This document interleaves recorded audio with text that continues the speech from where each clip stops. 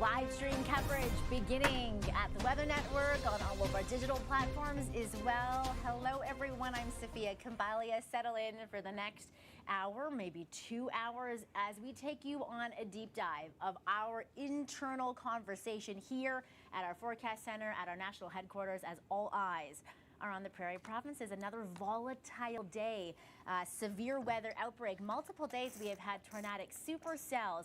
We are expecting the risk to be heightened into the evening hours, as we will be bringing you live coverage from our field teams, our storm chasers on the ground. We'll be bringing you live updates as the alerts and warnings are issued right now. High impact areas for a second renewed risk day. Still southeastern Saskatchewan and much of Manitoba. In fact, after all the tornado-warned storms we had yesterday, supercells, massive hail, it may have been the appetizer course for yet another volatile day, if not more, with a renewed and greater risk today. I want to show you some of the videos that have been flooding into our newsroom from what has been a very severe weather weekend. We'll be talking about the concerns of large and damaging hail. The atmosphere is primed for more storm development. All the ingredients are in place, folks. High storm energy, high and low level jet being very strong in the atmosphere, ample and rich moisture, a trigger to kick it all off. And enter from stage left, a surface low providing just the right amount of trigger. It's not just us with all eyes on the prairies. Dozens upon dozens of storm chasers have flocked to our side of the border, to Oklahoma north, to a storm setup rivaling what you would see in the deep south in Tornado Alley. This time, though, smack dab between the border regions of Saskatchewan and Manitoba is where we will see all of the activity really kick-starting now and ongoing for the next few hours. Who has been watching our radar and who will be part of this conversation with us for the next couple hours? Let's go to our forecast center. Our Laura Power is standing by. Laura, what an event. And we're not really into the thick of it yet for Sunday. Boy, was Saturday a blockbuster event, and it wasn't even the main show. Yeah, we had an eventful day on Saturday tracking storms, Sophia. We were in the newsroom. Now, are you more excited for today or more nervous? What are you feeling? I know that for a meteorologist and for a forecaster to have all these dynamics set up, even half of these favorable dynamics set up on a good day would mean the type of active storm setups that are textbook, that you learn about as you study atmospheric science. But to have it all come together today is a really big deal. But we can't underscore, of course, the safety risks in place, the concerns for residents for 2 days of drenching and potentially hazardous flooding, the potential of life-threatening severe weather. We'll go through all of it with you, okay, folks? We'll tell you about what a watch and what a warning means. We'll tell you about the type of severe weather incoming and do a little bit of teaching and setting up the scene, because really, you might only have seconds or minutes to get to safety if a tornado warning is issued. We'll be talking about this ahead of time. We'll be talking about what emergency preparedness you may need to have. Laura, let's first talk about some of the areas in this tornado watch. Now, what this means is the dynamics are favorable anywhere in this area for this type of severe weather to occur. So you want to have a plan in place. You want to know where you're going to be sheltering, whether it's a basement or a storm shelter, if you are in some of these particular communities. And for some of you, it's a rinse and repeat setup because you got hit by storms on Saturday as well. Yeah, it was an eventful Saturday for many through Estevan. We had a almost stationary storm in the town of Landman that dropped upwards of 100 millimeters of rain. Now, Sav, I want to start with what the Americans think is going to happen today. And they have put out, the SPC, or the Storm Prediction Center, puts out a convective outlook every day, or rather every severe weather day. And for today, we are now increased to our moderate risk. And they put out an update, and I want to read you some of the things that they said in our latest update. They've got the potential for an MCS development, and you'll see that here in our wind threat. Now, an MCS is a mesoscale convective system. It can often be a big line of storms. Now, this is going to be the maybe the dessert to today, but we have a particular dangerous situation being put out by the Americans. So we are taking the situation across Canada extremely serious. Okay, I want to break this down in sort of a three-pronged approach as far as what folks at home that are watching this live coverage can really expect in the timeline. over the next few hours is where we're expecting linear and discrete storms that could pop up with rapid tornadic and supercell development. As we lose daytime heating in the next few hours, and as that storm and cluster of storms moves in from the Dakotas, it is what could become a self-sustaining cluster of storms that will have the longevity to last well into the overnight hours. It will provide less of a tornadic threat, more of a wind threat and sustained winds.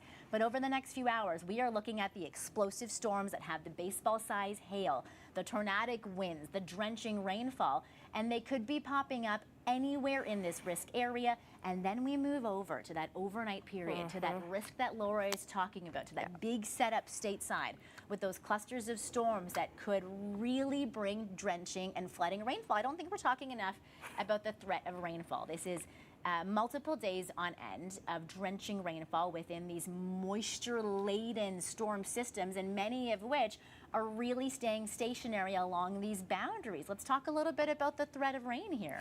Sure, yeah, we've got a very humid air mass, if you will. It does originate from the Gulf. It brought up a ton of warmth, the humidity. Now you can see that there, the reds in your atmospheric moisture. We call this PWAT, or precipitable water. This is what is our available moisture in the atmosphere. This allows for an increase in instability in the atmosphere, but it also brings those heavy, heavy downpours. And when you do get a stationary storm like we saw yesterday, the risk of flash flooding is pretty intense. We actually did see some flooding in that region. Okay, we want you residents in these high impact areas in southeastern Saskatchewan and parts of Manitoba to keep a close eye on the alerts and warnings. We will do that for you here as well. We want you to know your safety plan. We want you to know where your emergency preparedness kit is. And while you are staying safe, the professionals are flocking in to really catch some of this wild weather on the ground. How do we confirm a tornado, right? We confirm it, or we put out a warning, rather, as reported by Environment Canada, when there is signatures on radar or when there is eyes on the ground that can spot and confirm a tornado. And one of our eyes on the ground that is out hoping to catch some of this wild weather is our Mark Robinson. Let's go check in with him. Right near Merrifield, Saskatchewan, waiting for initiation on these storms. These storms could be quite violent. The atmosphere is absolutely primed. You can see multiple boundaries, and that's where the storms are going to essentially latch onto and get going. The sky is mostly clear with a few clouds here and there, all just pointing towards this perfect conditions to produce what could be, as I said, a violent storms with powerful tornadoes on them. We will see. Most likely, though, the initiation will happen early afternoon, and then the storms may go from isolated to what we call linear fairly quickly, which would be good news for not seeing tornadoes. So for the communities in the area, that would actually be a good thing. Still may get some spectacular storm structure, but it's that initial time period, that when the first storms first go up, that we have to watch very, very closely. So yeah, stay tuned to the Weather Network. We'll be watching that and keeping you informed all day long as this event unfolds in the Prairies.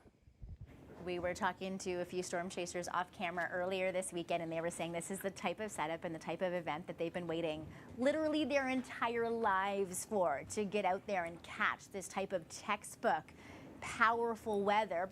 Leave it to the professionals though, folks, right? We've talked to Braden Morisseau, a chaser on the ground yesterday, who was out in the hail cores in the storms with his helmet and his goggles. Mark's got that pre-anticipation as he's waiting along some of these boundaries that he mentioned for these storms to initiate. Why don't we talk about the atmospheric setup right now? Let's do that. I want to just mention quickly off the top that we do have a new severe thunderstorm warning. That is, I'm going to zoom into that right now once I get my radar on here. This storm here in the Esther Hazy area has now become a severe thunderstorm warned storm, moving in towards Roblin, Bradenbury, kind of moving in a northeastern direction. So we're keeping a close eye on this storm because this could, again, things are going to rapidly change over the next minutes rather than hours. We're also keeping a close eye on these storms that are expected to just explode in the Moosomin area, the Redvers area.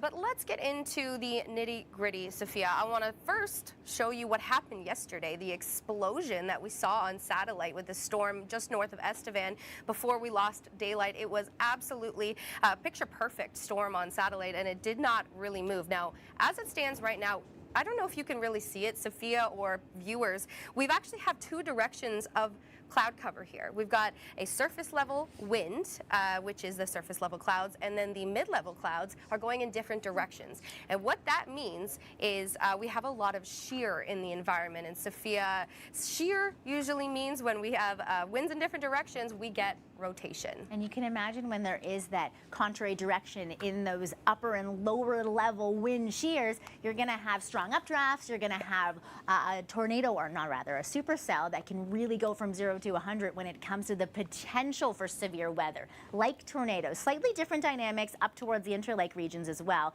More of a consistent linear pattern with that wind shear. Can you talk about some of the differences in dynamics? I absolutely can. So what we're seeing here, I'm going to play through this graphic here for you, except it has frozen. But what we're seeing in the south, in the Estevan area, is where we have the potential for those discrete cells that you were mentioning.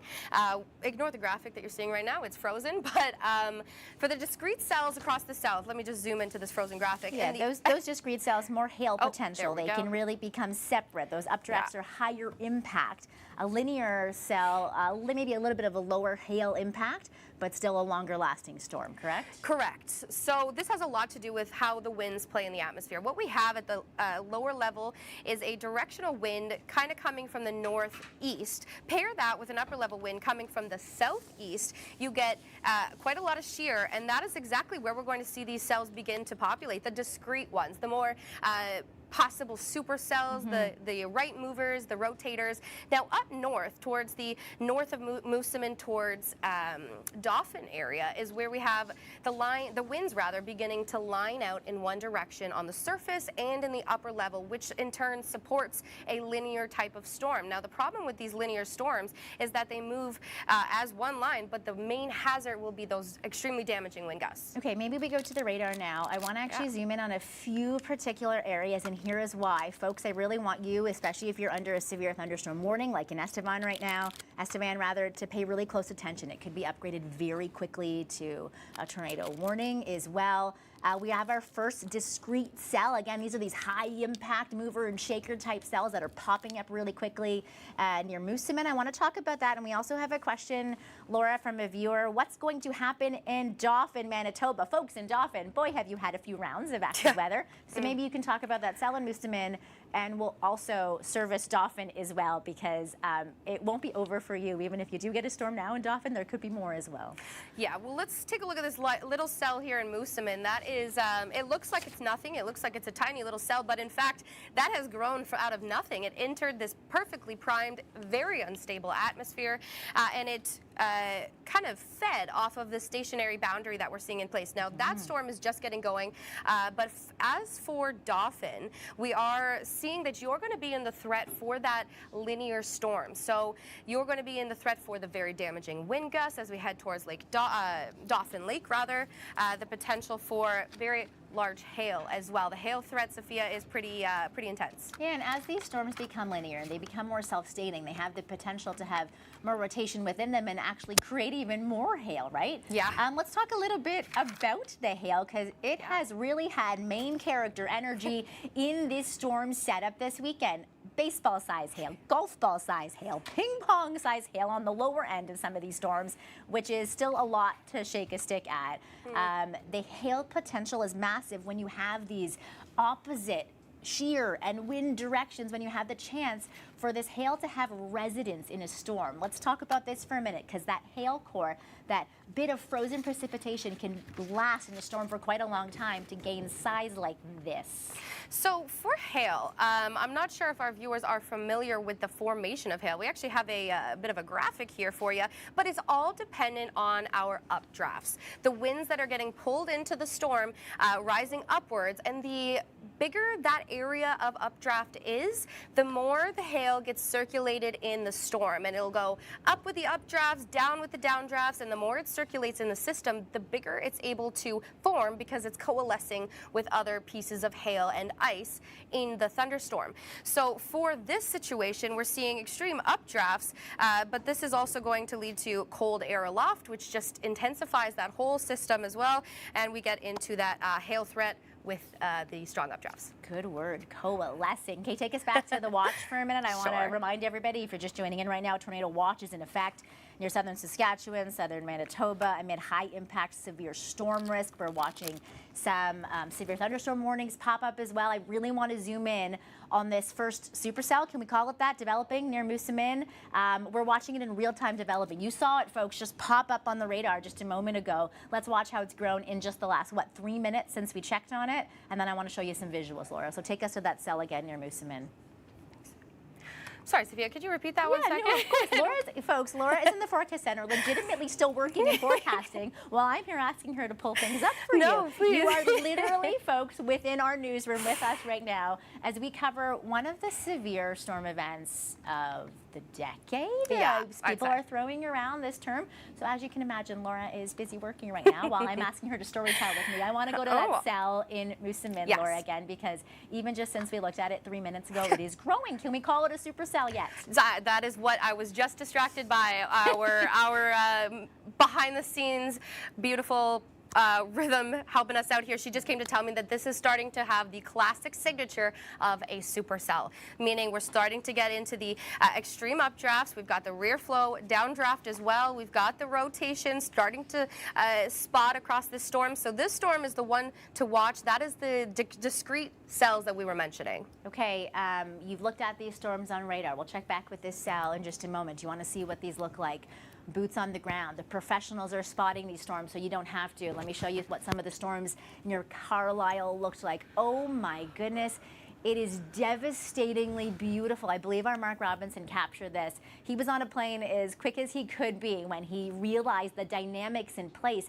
You can tell that there is a lot happening behind that cloud mass. You can see the ample moisture, the ripe intensity with that lightning and the movement. Even an amateur's eye could see the different directions forming within these cloud systems. This is an unbelievable setup capable of devastating and deadly weather, which is why we are going so full force, wall-to-wall coverage with this, because we really want to make sure you at home have a safety plan in place. You understand that these warnings and these storms could come on very quickly. So folks in the area, high impact regions of southeastern Saskatchewan, southern Manitoba, if you hear roaring sounds, if you see flying debris, if you are in the path of any of these storms, you do not want to be sheltering in a mobile home or under a highway overpass.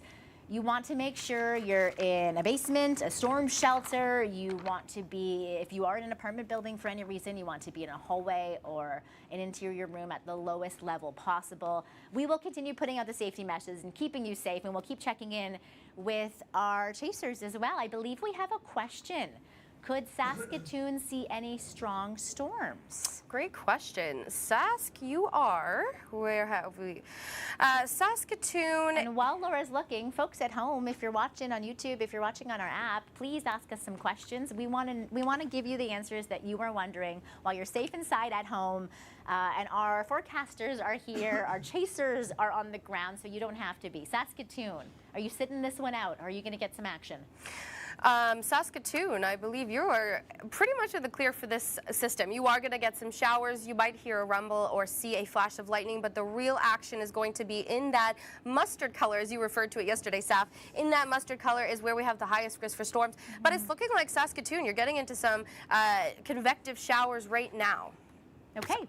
And let's not underplay the type of rainfall that could come in some of these convective showers. Let's go through some of the ingredients in play, okay? Because we've talked about ample, rich moisture. Yes. We've talked about the high storm energy, which comes when you have all that moisture and that heat moving in as well. A trigger, you mentioned some of those boundaries. Yep. We have this surface low that will be coming in from the Dakotas later on into the evening hours, but I want you to talk a little bit about whatever you want to talk about, Laura, but also the high and low level jets. I find this so interesting. If you've got strong air currents on the top and the bottom, well, these storms have a lot of room to move. Yeah, well, it's the thing with the jets, right? When we have an upper level and a low level, if they're not aligned, we get into some volatile conditions, right? So I'll show you our upper level jet. It's actually quite interesting because we're going to see what's called a negative tilt. Now, that is a pure meteorology term, but when we get a negative tilt, you'll note the kind of pushing out a little bit into the southwestern corner of Saskatchewan. That is where we see kind of like the outflow coming out of the jet. That's where we see the strongest storms and amplifies the severe weather risk. Now, the low-level jet is interesting because it's actually coming from the other direction. That was what I kind of showed you there with the shear. This is directly tied in, but Saf, these also sustain and strengthen severe thunderstorms and possibly tornadoes as well.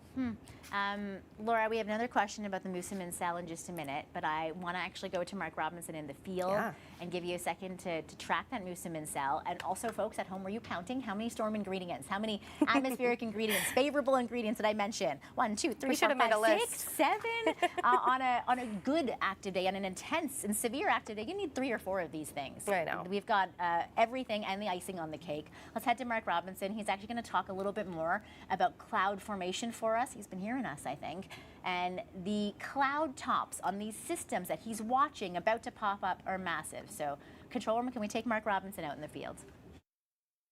So when it comes to looking for storms, what you're trying to find is the boundaries, and that usually means a boundary between different air masses, or where two differing direction of winds come together and sort of give that forcing upwards, and that's kind of what we're seeing almost directly above us. The original thought, and we're still watching very closely, is that the boundary may be a little bit further to the west, but it actually looks like somehow we managed to nail right on top of the boundary. So this is kind of good. We're watching these ones. These ones had really good rock hard tops to them, really going up fairly quickly.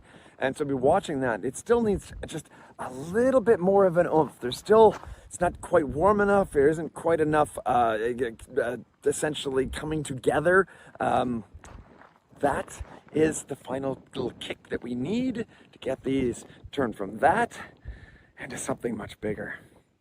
It's wild. As Mark was talking, he turns one way and it's a bright, clear blue, fair sky, and then whoop, this way, and you can see what's coming in real quick. Talking about coming in real quick, we want to know at home, you folks want to know what the trajectory is of the Moosomin cell. Great question, folks. We love forecasting and tracking who is in the path of these storms to let you know a heads up and a heads up on timing. So we're going to go back to Laura in the Forecast Center with that question.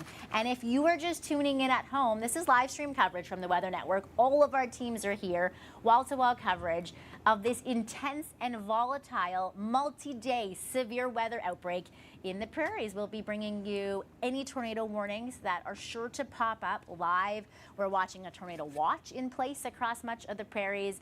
And our Laura Powers in the Forecast Center, it is going to answer the trajectory of this Moosomin cell. Lots of attention on this cell right now. I wonder if a few sleeper cells are going to pop up and take our focus away in a minute. Well, that cell should have our focus, absolutely. I just want to quickly mention that outside of Regina, we do have a severe thunderstorm warning, not directly in the city, but as this storm kind of moves along that highway there, moving just to the east of directly north, Regina, just be aware that you're going to see this, as well as this storm is continually intensifying, almost becoming a line of storms. And I want to say, folks at home, I want you to pay attention to a few details here. This is a looped radar. Yes. And can you see how quickly these systems are growing and blooming out? This is a matter of minutes we're talking about. Yep. It's a perfect environment. I don't know if I've ever seen an environment primed so perfectly for this kind of setup. And with the Americans here, all the storm chasers here, and you know what, Saf? I believe Environment Canada hadn't put out an extreme level risk in over 7 years. Can you tell us a bit more about that? Because what this means at home for all of you, the context, is that there hasn't been the confidence and the severity levels that have met up at the same level of parameters as this event in 7 years. Am I correct in saying that? Yeah. That's a big deal, which is why this has become Oklahoma North as far as Tornado Alley chasers go. Okay, trajectory of this Moosomin cell, please. Let's get on it. So we've got this storm slowly motoring. I'm going to pause this so I can actually do it. It looks like he's moving almost directly, just a little bit to the east-northeast. So it's looking like Lazar. You're going to be seeing this storm around 7:41. What time is it now? So about 14 minutes. These storms are motoring pretty quickly, as you saw that there. But for Bin Scarth, sorry if I mispronounced that, 7:52, you can anticipate this storm. But, you know, these movers, these thunderstorm cells, these supercells can take on a mind of their own sometimes. And we note that some of these stronger supercells are called right movers, and they tend to take a little bit of a right turn when they're building up their severity. So take this with a grain of salt. Okay. I want to let people know at home what the difference is between a watch and a warning. Sure. We talk about this quite a bit. What does it mean if you're at home and you're watching this and you're within this tornado watch area, this mustard hatched area?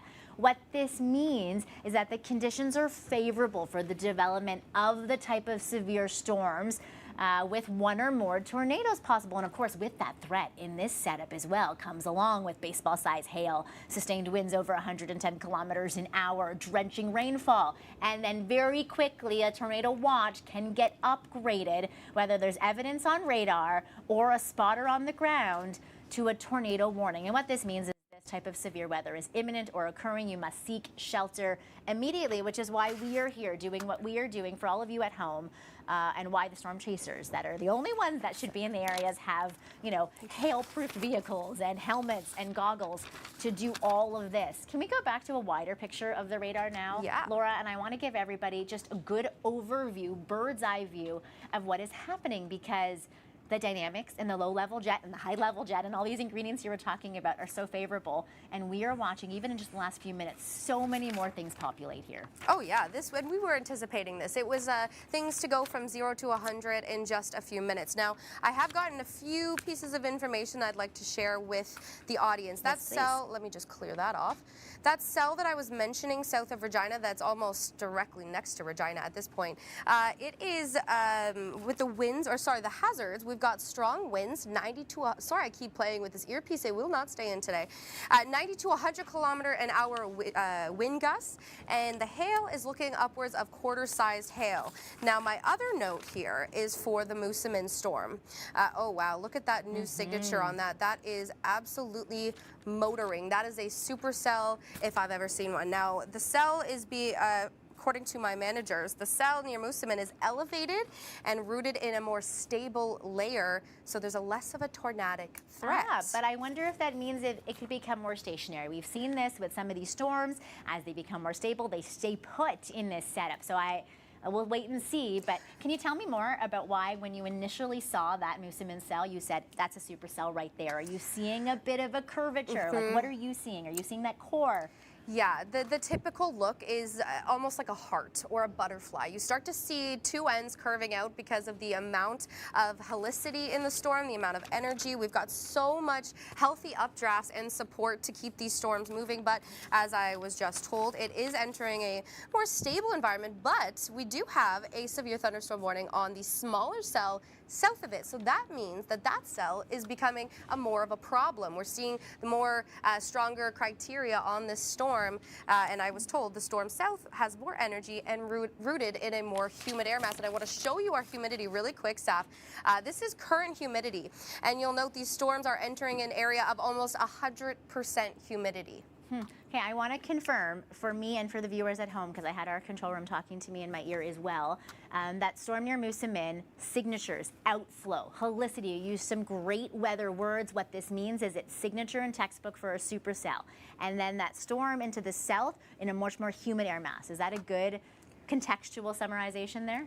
Yeah, pretty much. It's although it is in a stable air mass at this moment, oh, my apologies, at this moment in time, it is starting to, you know, get some of those criterias on it. Well, Laura, don't apologize for anything. You are on the fly. I am going to apologize for this storms. being in Eastern time, though. I know this is in Eastern time, and I'm not totally sure how to switch it over to Central time. I was just going to tell our folks at home that we will get that legend change. We are forecasting in Central time for you folks in Central time, where it is 6:31 p.m. Central Time, prime time for daytime heating to really have fueled and kick-started these storms. Guess what? We have a question at home, and this is a really nice scene setter, and it's one that we actually cannot answer, and I want to tell you why. How many tornadoes could we see is the question. This depends on a lot of things. It does. I want to say, even if we have tornado warnings, that doesn't necessarily mean it is a confirmed tornado.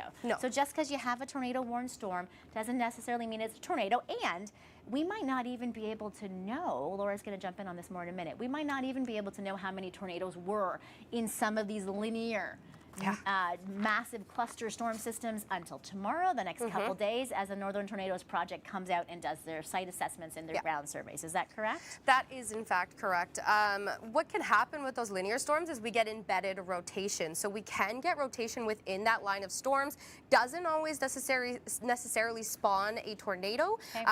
As in yesterday, we saw those funnel clouds out of the rotating storm clouds, but we didn't get a whole lot of connection with the ground. But on our risk map, we do have a few tornadoes likely. And I'm going to share something that I'll probably get in trouble for, but our behind the scenes guys are saying that we're starting to see on paper the threat for EF2 and higher potential. So you know, if we're starting to see some throwing out the words for the severity level, you're likely to go on book right now, Laura, saying there's probably going to be a few tornadoes. I will put that on the record. Maybe not a dozen. Like, are we talking an outbreak here? We don't know. It's still too early to see. We're going to watch the dynamics. We're going to watch how much of a play and how much of these storms suck out of the atmosphere as well, right? Yeah. As we've had some of these showers around the Interlakes region, how much is that taking convection out of this setup? So all of those things are going into our forecasting right now behind the scenes. I'm going to find out if we have another question for you at home, but first, I want to show you some of these clouds growing.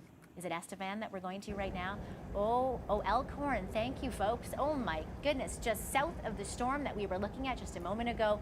Can you see how much room there is for these storms and these clouds to grow in the atmosphere? What do you think when you see this, Laura?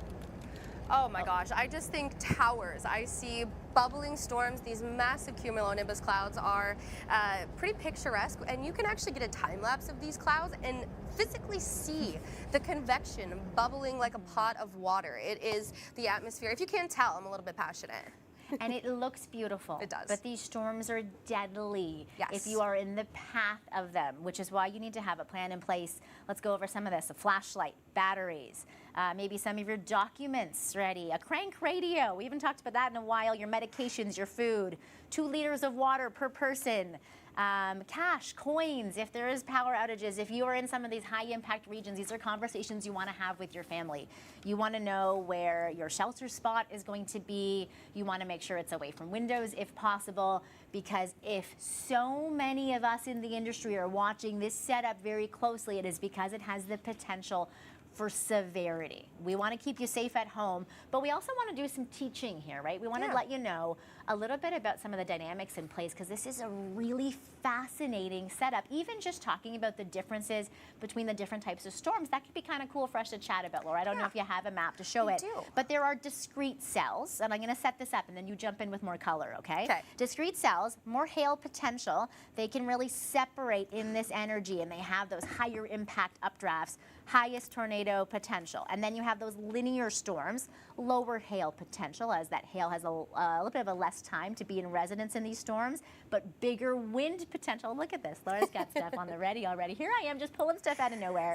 And then, of course, we have this whole other ballpark of supercell storms that are a whole class of their own that can become these self-sustaining, longevity, rotating systems that could go all night even without daytime heating. Do you want to help me break this down even better now that I've set that scene? Sure, you did it so well. You don't even need me. Well, I learned from the best.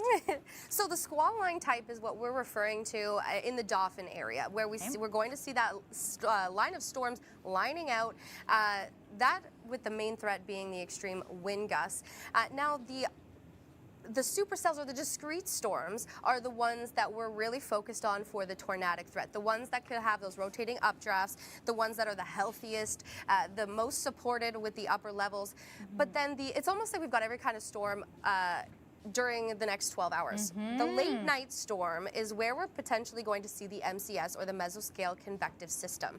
That is starting to be a very large concern, and that is what initially I showed you what this warning was for from the SPC. They are starting to warn about those damaging Storm winds. Prediction Center, Thank you. stateside. Thank you, Storm Prediction Center. Now, I want to play you through the prediction for tonight, if you will. Yes, bear please. with me for a minute. So this is, I believe this is current time and on. So what we're expecting with this model run is that it's going to, of course, the line of, well, the discrete cells there just east of Estevan, but the line there that's going to move through Dauphin, that is the linear storm that we're mentioning. But you'll note this massive, It joins up. It all becomes one. let me get on my tool here, my telestration. This massive system here is what is going to be the threat for the extremely damaging winds. Now, as that system moves, you're going to notice a little bit, let me clear that And first. this is an overnight story we are moving to now. So now we're really at- setting the scene for what's going to happen after the high-risk potential tornado storms, the discrete cells. Now Laura is really moving into setting you up for success as far as safety goes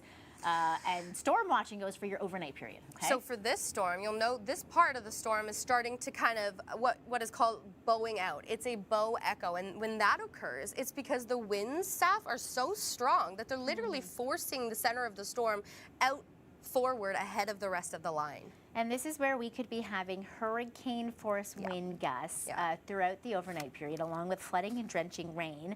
And do you see how this line of storms just continues and it keeps getting fed more energy from the back? We call this training storms, back building. These storms are going to be continually fed more moisture.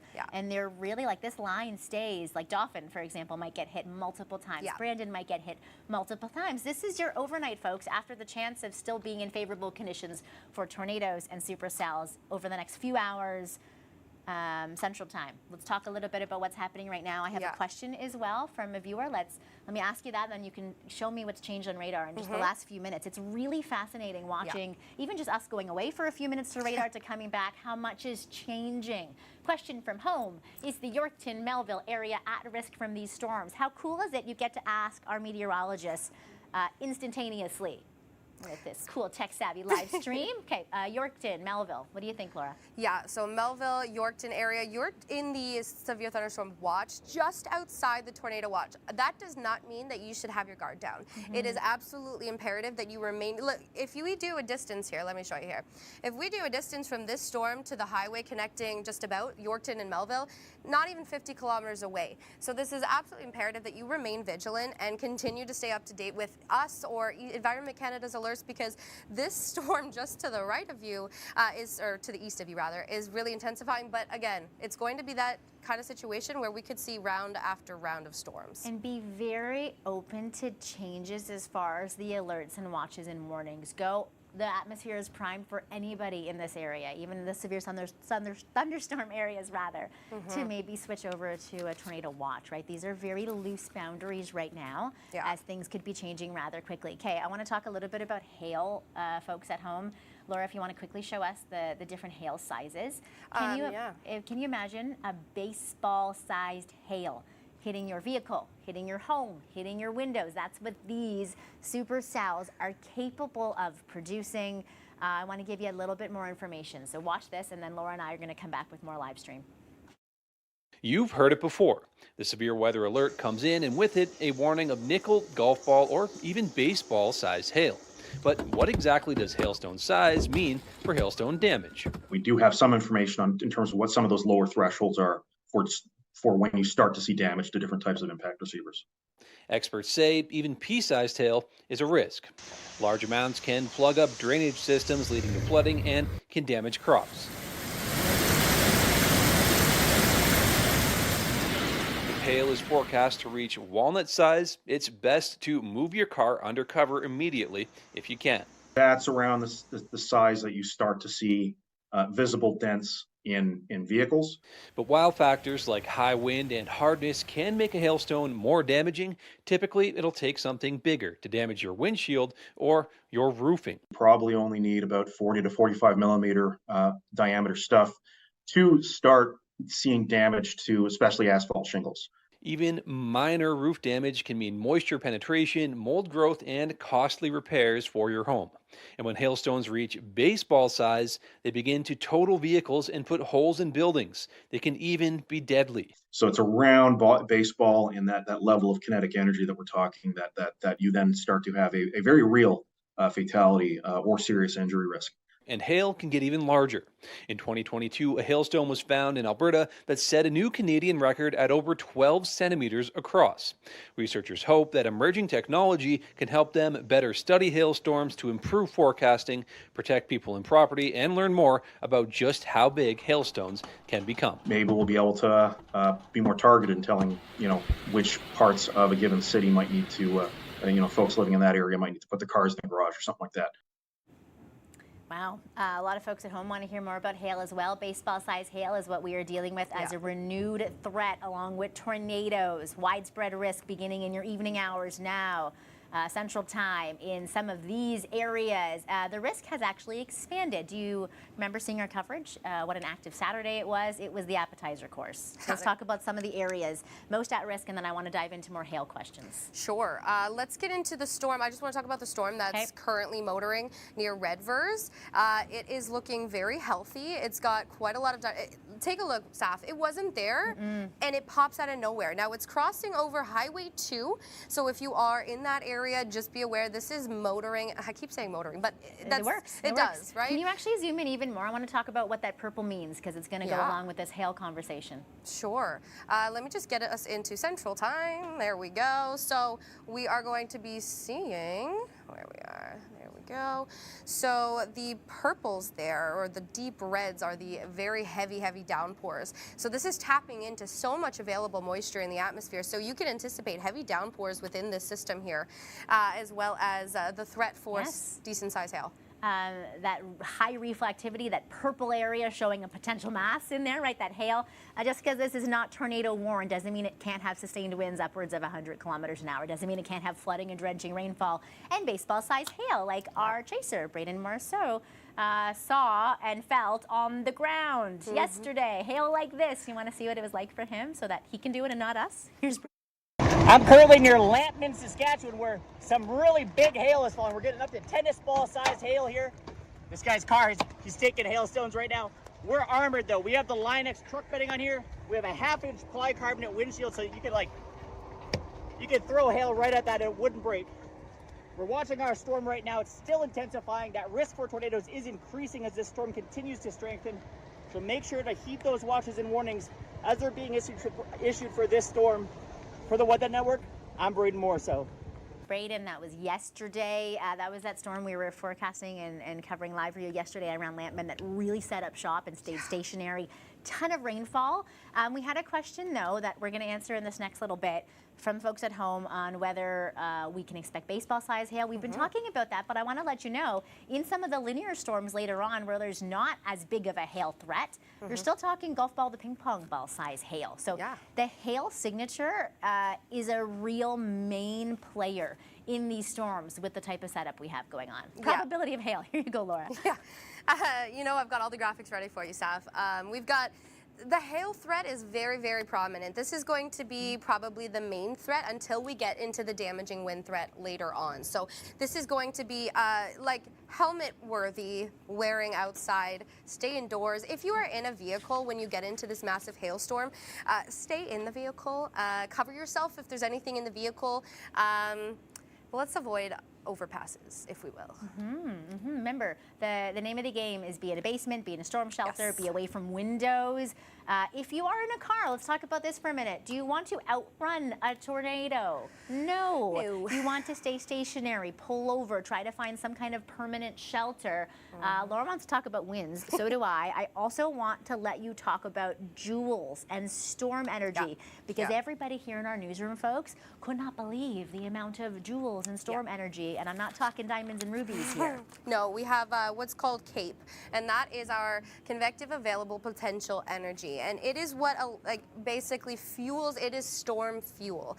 Now, we are seeing 3,000 plus joules per kilogram of within this air mass, meaning it is extremely unstable. And you can see we're actually going over 4. This is current. This is within the last hour. Estevan, just east of Estevan, we're already over 4,000. That is typical of Tornado Alley.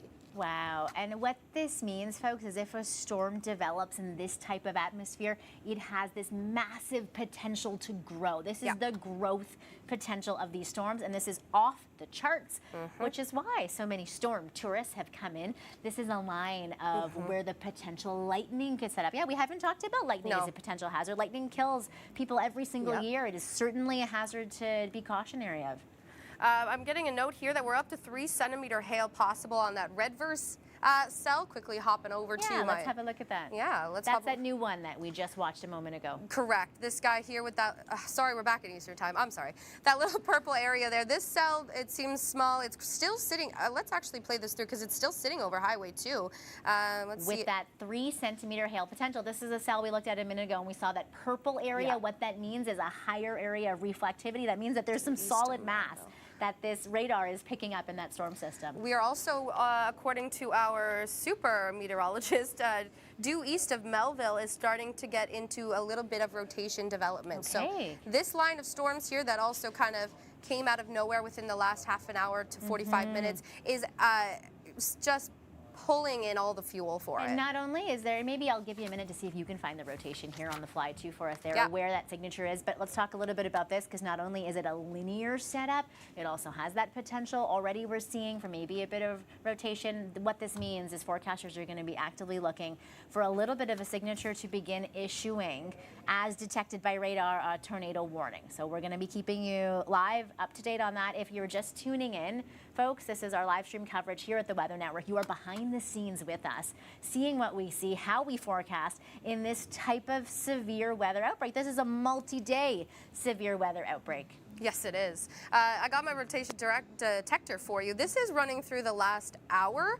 And it's really only the last, I don't know, maybe 30 minutes that we're starting to see that rotation populate, literally just along the provincial border. So Moosomin, let me zoom in here, Fleming, Kirkella, Minneota, you are all kind of in that area of potential rotation, meaning you're in a lovely stationary boundary that these storms are just feeding off of, basically. Hey, let's talk about that, a stationary boundary. Sure. A little bit of a trigger. These storms hit a wall, they can pop up a little more. Am I correct with that? It's another one of the crucial ingredients to where the storms will form. Right now, there is the environment for them to pop up anywhere, but along that boundary is going to be a greater chance. Yeah, I'm going to play this one for you here. Let me just update it a little bit. So you'll see kind of, there's a lot of arrows on this map, but you could kind of see, let me draw it for you, where we're seeing kind of that line right there, and you can start to see some little pockets where these storms are kind of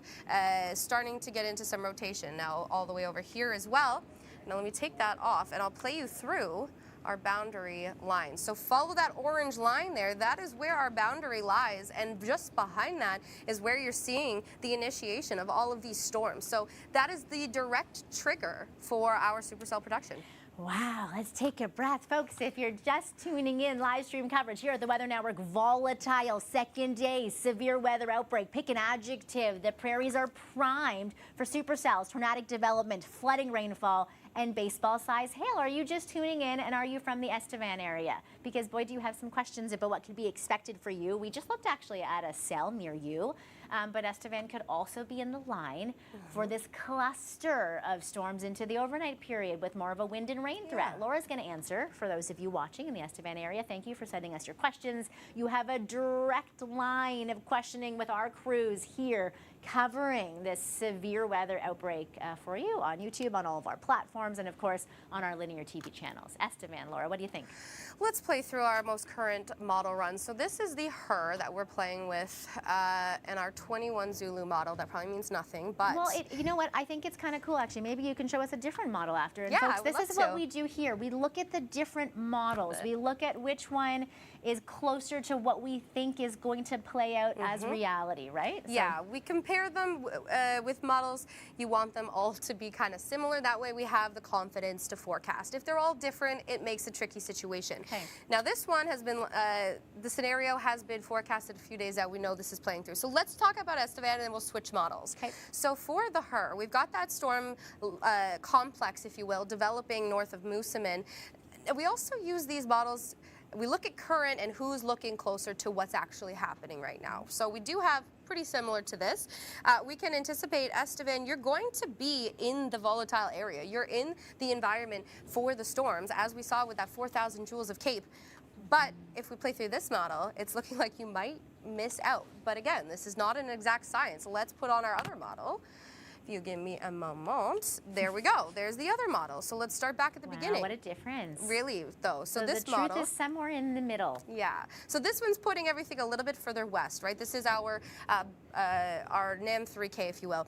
This is going to bring some storms, but it's not lining up to the current conditions. So I wouldn't take this one very seriously, but it does bring in that heavy rain, that Estevan area, Arcola, everyone is going to be getting into this, but that by that hour, by the 10 p.m. Central Time hour, we're not talking so much tornadic threat anymore. Okay, but sustained winds, hurricane force winds with that big self-sustaining storm system. Graphic for you for these winds that's going to show you exactly what we're talking about. Laura has like, like 50 I'd graphics say. up right now. Yeah. You see how quick she's pulling them up? Okay, I want to see these winds. Okay. And then I have another question for you then. Yeah, so you can see that boundary. Let me draw it one more time. You can see that boundary there where the winds rather are lining up, right? Let me take that off and we'll play it through. So you're going to see that a complex, if you will, of strong winds beginning to move through Minot, moving through the international border. Now, it doesn't look like it's really going to hit us here, or you guys in southern Manitoba,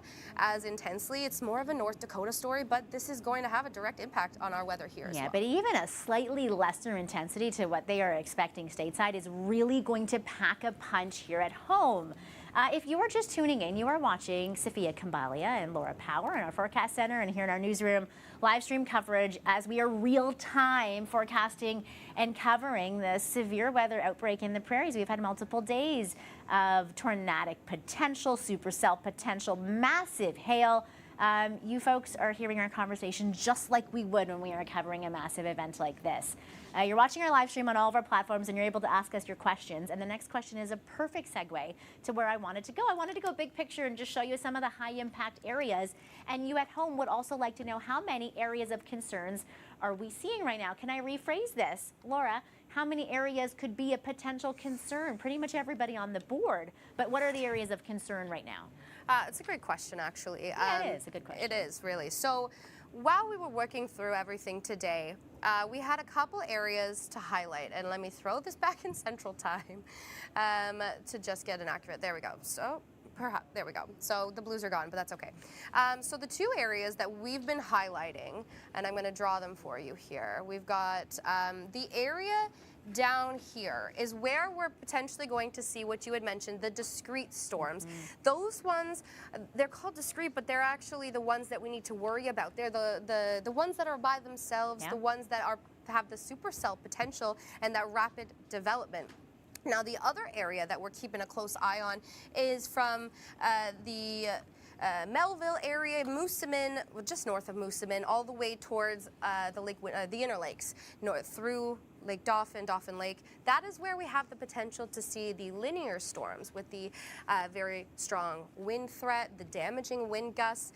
So two areas that we're really focused on. And I think it would be interesting for our viewers who are safe at home watching this and not outside in this active weather to understand why we're talking about those being two separate areas with the potential to really have two signature type storms. It is because there is different dynamics at place. Yes, all over the southern and southeastern prairies right now, there are prime favorable dynamics for intense severe weather, but in those two pockets that Laura singled out in particular, there are slightly different dynamics. They are, actually. So we've got, let me play through our forecast one more time to show you how those areas will develop. We have put on the proper model this time. So as of currently, so the thing with this is we've got more individual cells that allows for a lot more, pardon me. You know what?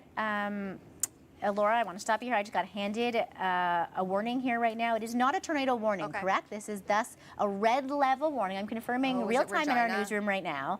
A red level warning. What this means is greater heightened Oh no, we have a tornado perception. Oh, Laura, here, tell us what you see, Laura. Because what I just got handed right now is a discussion about the fact that there could be a severe thunderstorm that is possibly producing a tornado, damaging winds, large hail, and locally intense rainfall also possible. Locations in the path: Churchbridge, Macnut, Dropmore, Regional Municipality of Churchbridge, including Churchbridge and Macnut. Let's have a look at this storm on radar now, there Laura. it is. Yep. So that is indeed in tornado warning, actually. Is it tornado Yeah. warning or a confirmed tornado? Tornado Warning. warning. I am now getting confirmation. We see it on there as well. Poppy, did you So- like how we got the information verbally at the same time that this warning popped up on our radar there as well? Yeah. You are literally getting this information As we live do. time Yeah. as we do right now. So what does a tornado warning mean? It means that now you folks, not just you don't have the conditions just favorable for the development of tornadoes. This is either imminent or occurring. That cell on radar that Laura's going to show us in a moment Yeah. is capable of producing one or more tornadoes. We talked about the other hazards as well. Let's go on to radar. I want to see what you're seeing from your Sure. meteorology brain now. Yeah, let's do it. So this storm, we've got replaces. I'm just seeing if they put any of the warnings. Now this storm, again, let's play through the last 30 minutes, see if, okay, so we still had it on radar, but this thing is really stuck in the Bredenbury, I'm so sorry if I'm mispronouncing your city, Bredenbury, Langenberg, Calder. But this storm is kind of following the it's almost riding the boundary, if you will. So you'll note the line of storms there from all the way up to a Minnetonus. I am so sorry.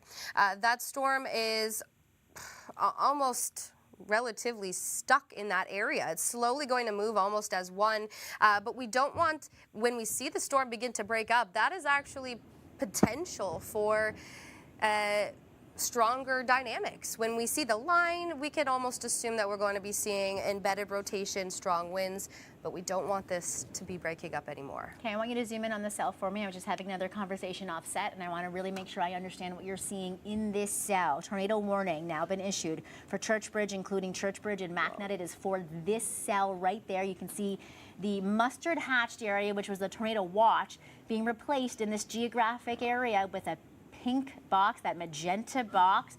That is the area currently under a tornado warning. We are bringing this to you live here on the Weather Network in this live stream. That severe thunderstorm is possibly producing a tornado, damaging winds, large hail, and of course this locally intense rainfall up to baseball size hail also possible as well. And what Laura is seeing on radar, can you tell us again, Laura? Yes, we are seeing a storm that is potentially having a tornado. It is not confirmed on the ground. We have no one that has spotted a tornado as of yet. Where is the hook or rotation signature that you see?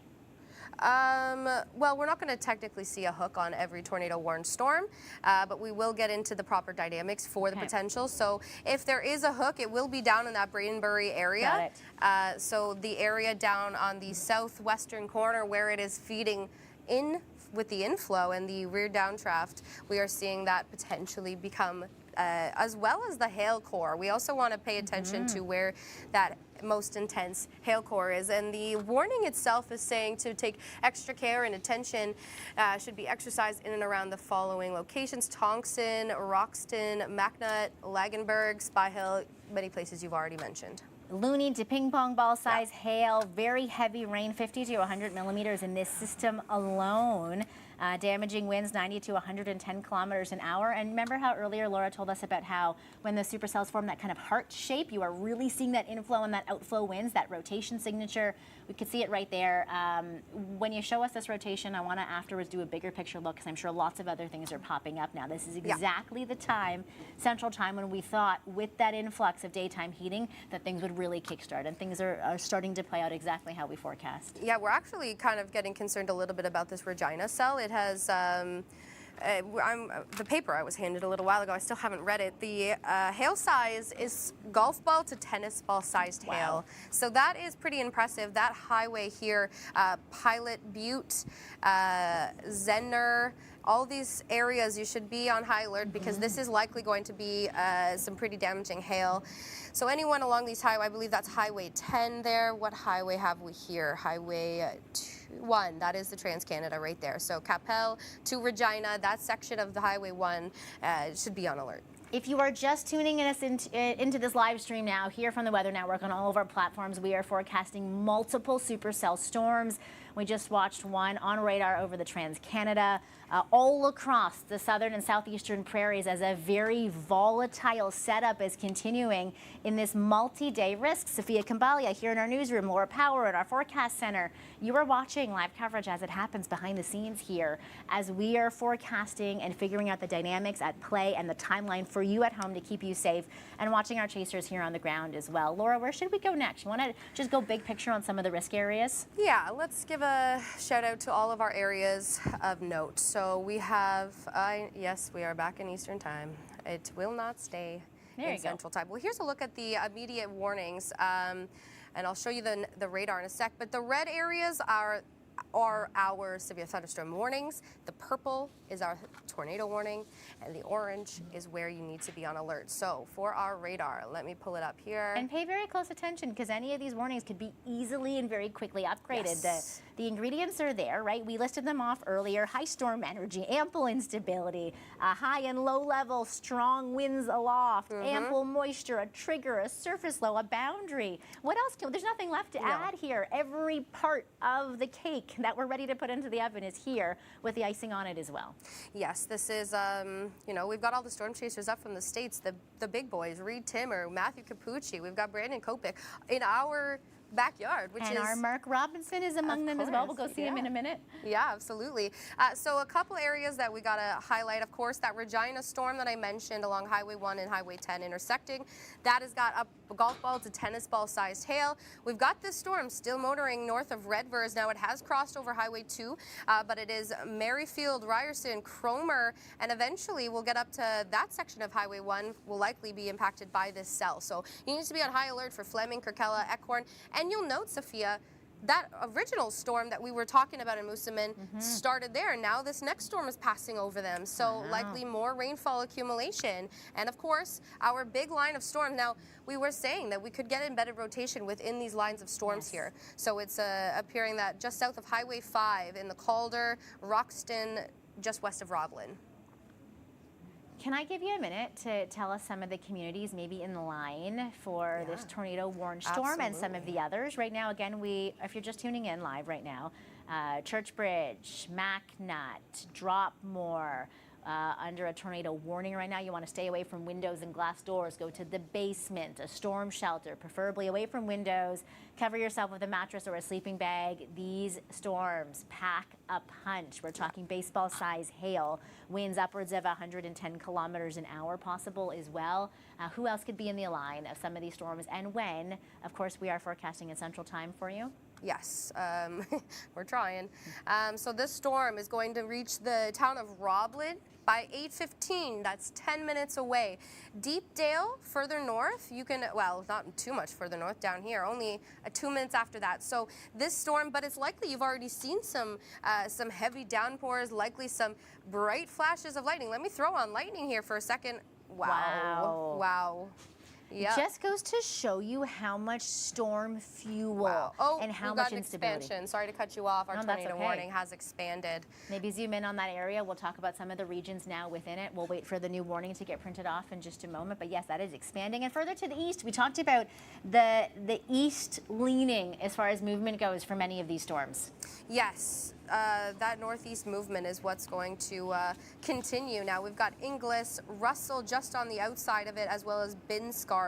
Rossburn, you could probably expect that to be in your region soon. So I want to just return to, I had this going, the storm motion, but they appear to be having it go this way. So let's see who would be in the field if this storm continues to move eastward. And it's looking like Beald, Grandview and Gilbert Plains. You can anticipate this storm to likely move towards your region soon. Okay, I'm also getting in this greater warning area, Riding Mountain West, including Mississippi Provincial Park. Dropmore is also potentially in the path of this storm as well. Of course, there could be a few different directions that it kind of heads within that sort of trajectory. If you are in this area, you need to stay safe, but do you want to know who is actively trying to find storms like this very safely? Leave it to the professionals like our Mark Robinson. Let's see what he is watching right now. Quite often in chasing, you have to make decisions, and you have to unfortunately make them with not a lot of information and not a lot of time. The storm you're seeing to the north right there. So yes, we're looking north that way. That's to the south. So we had two storms. One that's racing north.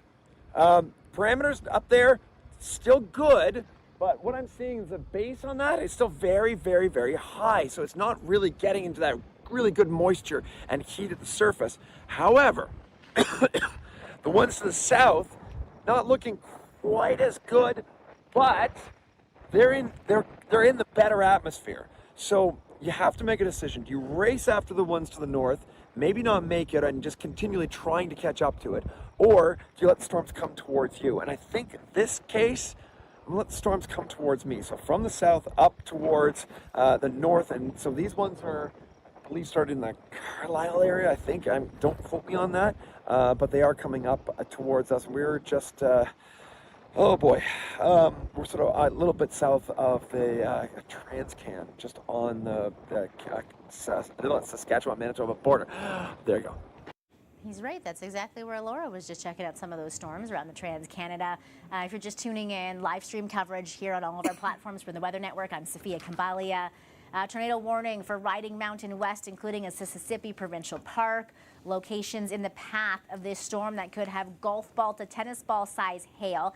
Heavy rainfall, winds up to 110 kilometers an hour, and possibly producing one or more tornadoes. Churchbridge, Macnut, drop more. Laura Powers in the Forecast Center watching this storm.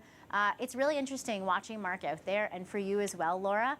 Yes, we want you folks at home to be safe, but for the storm chasers and for the meteorologists, this is the type of severe weather outbreak that you talk about hypothetically in atmospheric science studies. The chasers that go down to Tornado Alley and maybe get a setup like this maybe once a season, if that. Yeah. And it's been a lackluster season for these blockbuster tornado outbreaks stateside, but really with that low-level jet, let's maybe talk a little bit about this. There's a really strong low-level jet stateside. It's really pushing storm activity up north of the international border, clearly. Yeah.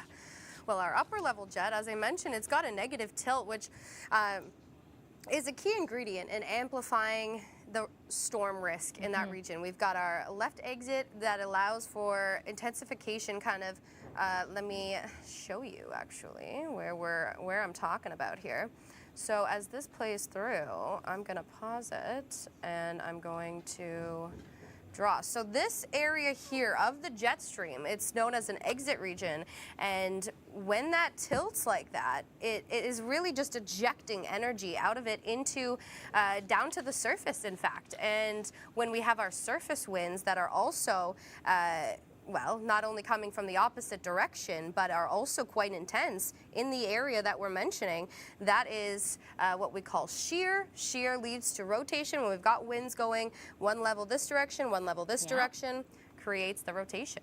You can really see it. Good teaching. That's the primary ingredient in sustaining and strengthening these storms. And then add to that, we've got the high storm energy, that ample moisture, the heat in place. We are seeing, is this a change in the location for that same tornado warning? Yep, well, I'm just getting confirmation here. Churchbridge, including Churchbridge and Macnut now. Okay, these were some of the communities we just talked about maybe being in the path. The storm is motoring along northeast at 40 kilometers an hour. Let's go back to the warning and maybe to the radar to talk about what's changed just even in the last 30 seconds. Yeah, for sure. Let's, well, first here's a look at the region, and let's go over to our analysis mode here and play through the last 15 minutes. So we didn't have a tornado warning in the last... Like this is a blink of an eye, folks, right? Yes, a blink of an eye to go from no tornado warning to now what Laura is about to show us. Yes, so that is continually kind of moving to the northeast. Don't be surprised, Roblin, anywhere along Highway 5 if you begin to see impacts from this storm. That bright purple there, you can anticipate extremely large hail coming down from that. That is where they're likely going to be seeing the updrafts as well, which in turn updrafts are what creates large hail, but it also helps sustain tornadic or rotation, tornadic activity. So again, anyone in this area here, we've got south of Highway 5, just east of Highway 16 and Russell. But again, we've got another system, tiny cell just to the south of that could explode. And we've got, of course, we've got our one in Merrifield as well. Okay, and what else are we watching? Want to go back to that linear system around Estevan as well? Yeah, well, that's where our tornadic is. But even up north, we've got severe thunderstorm warnings. So shall we go through some severe thunderstorm warnings here? Yeah, let's do that. We've got this pretty potent blob, if you will, of the line of thunderstorms here in Minnetonus, just west of Pine River. This is a pretty potent storm there. Now we go across the lakes. In the Interlake, we have severe thunderstorm warnings as well. And then down towards Fairford, Spear Hill, we've got just east of Highway 6, we've got another severe thunderstorm warning. Where is Winnipeg in all of this? Away. Okay, so Winnipeg, you're pretty safe for now. And have a look at where that hatched area of tornado watch is. That's where conditions are favorable for this to occur. But even just if you've been watching for the last hour since we've been on this live stream, there are so many more storm systems populating on this map. They go from storm system to supercell very quickly. We were talking earlier, and I want to backtrack and repeat it now for anybody just tuning in. And also, if you're just tuning in, this is a direct line to our forecast center, to me here in the newsroom. If you want to ask us a question about this dynamic setup, we would love to answer it for you real time. But backtrack for a minute. There are some different areas at play here that we are watching for a few different reasons, and it's playing out like we thought. Discrete cells popping up in a certain area, more linear storms farther to the north. Maybe just go over that again to anybody that's just tuning in. For sure. So we've got two areas that we're keeping a close eye on. Now, our discrete storms, we just got a new radar scan, and I just quickly, before we get to that. Sure. Now, we lost, if I go back 2 minutes, we actually had a severe thunderstorm warning right here, Pine River, Duck Bay, Swan River.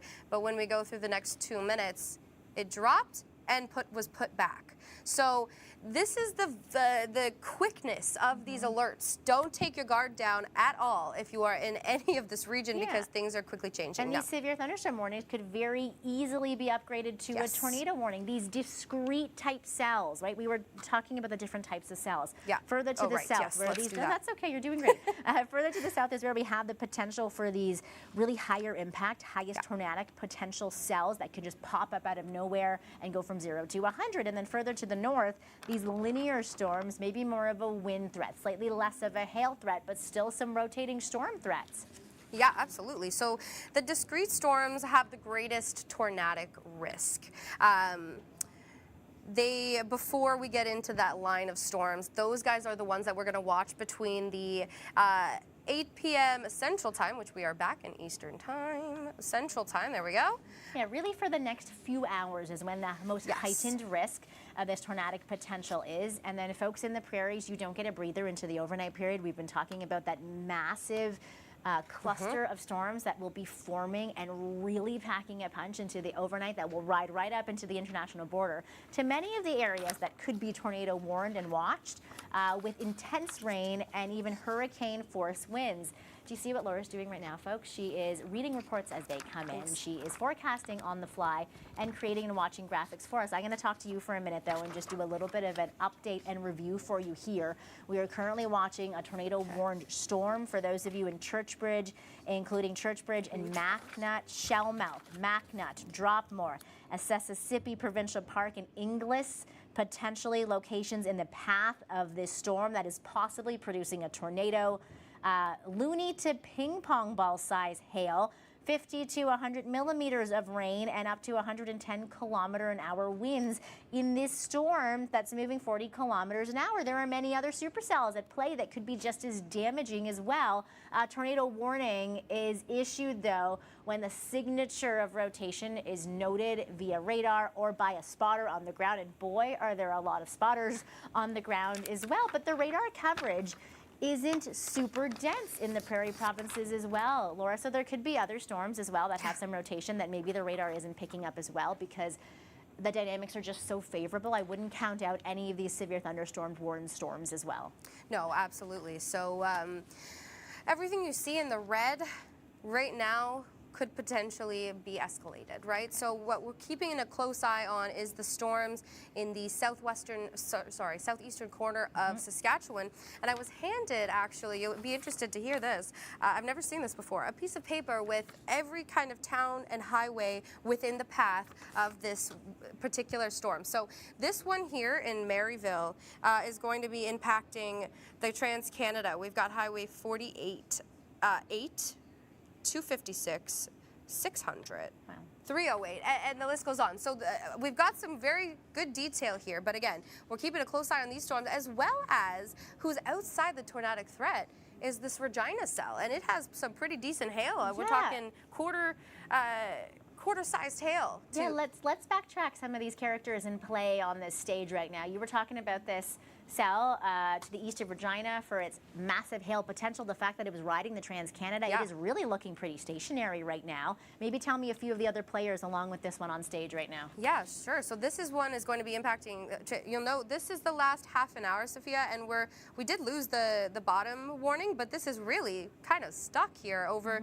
the Zenner, Pilot Butte area. Now, the other storms that we're keeping a close eye on, we've got a new one here just north of Stoughton. Oh, that's new. That is new, out of nowhere in the last, let's do the last 15 and see if it was even there then. And this is noteworthy at home, folks, because the dynamics are so favorable that literally within minutes, storms are coming up and blooming. You're watching that on radar, blooming, and it looks like this on radar, but in person, what it looks like is hurricane force winds, baseball size hail, and dangerous and severe weather that you need to take shelter from immediately. So sorry, Laura, you were telling us about the players on stage. You're good. So I'm just getting word that this one here in Handsworth is the inflow for this storm has nothing to impede it within 50 kilometers. So this cell here could potentially just continue to motor in a perfectly primed environment. It doesn't have a stop, a wall, a boundary to keep it from growing. This could be a very fast mover. We are going to keep our eyes on you. You may have some main character energy on this stage. Yeah.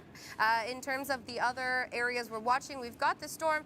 Now, it is starting to break down, Sophia. You'll note that this is not so linear anymore, which means that we could start to get some separate tornado warnings within the storm. I mentioned we don't want this to break down because that almost alludes to the threat of rotation. We can't get as much rotation in a line of storms. That's just kind of common sense there. If you're lining out in a storm, we're getting the big forward motion rather than the rotation motion within. If it starts to break up, we've got problems on our hands. Then you have that discrete cell that has that higher tornadic potential. They're looking like they're staying pretty still, too. They haven't moved very far as that line goes. No, this is the last 15 minutes. That's a ton of rainfall for folks in that stretch. Oh, you know what? Let's take a look, actually, at what's fallen so far. We have, there you go. Wow. So there is the last 2 hours. We've already seen, let me put on something here for you. And flash flooding is a major threat. Folks at home, you do not want to drive in standing water. You don't want to mess around with rain, right? You talk about tornadoes and you hear the severity and the deadly nature of some of this weather, but flash floods are just as deadly and just as dangerous when the water comes in this fast. Oh, absolutely. So our flash flooding threat is going to be pretty substantial here. So I'm just putting on some numbers so you can see what's fallen. These yellow dots are in the last 2 hours. Oh my goodness. Yes, this is rapid escalation in these storms. Let me just put those a little bit bigger. There we go. So you can see just that line of storms itself has dropped upwards of 50 millimeters of rain in less than an hour, Sophia. Wow. Okay, I want to do just a review on the tornado warning at play right now. And then I'm going to remind folks that you're watching a live stream from our crew's wall-to-wall coverage here at the Weather Network, multi-day severe weather outbreak in the southeastern prairies. Much of Manitoba is in that risk area today, heightened risk, another volatile day on tap after all the supercells we saw on Saturday.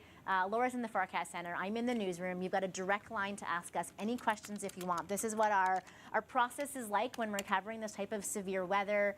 Tornado warning right now for those of you in Churchbridge, including MacNut, Shellmouth, MacNut, Dropmore, Mississippi Provincial Park, Inglis in the line of this storm. We are also watching, is this a separate storm now?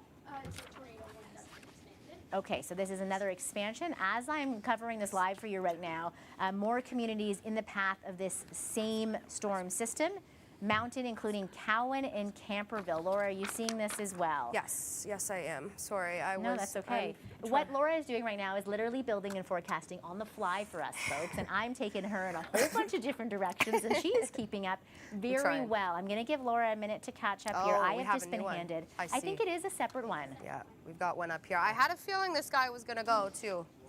Yeah, so now we have 2 tornado warned storms. And again, we just talked a minute ago, radars aren't super dense in the prairies. There could be more tornadic supercells within this setup that are not being warned. But when a warning is issued, that means the conditions are not just favorable, they are imminent or occurring. So here's the one we just talked about right now, Camperville, Cowan, Mountain.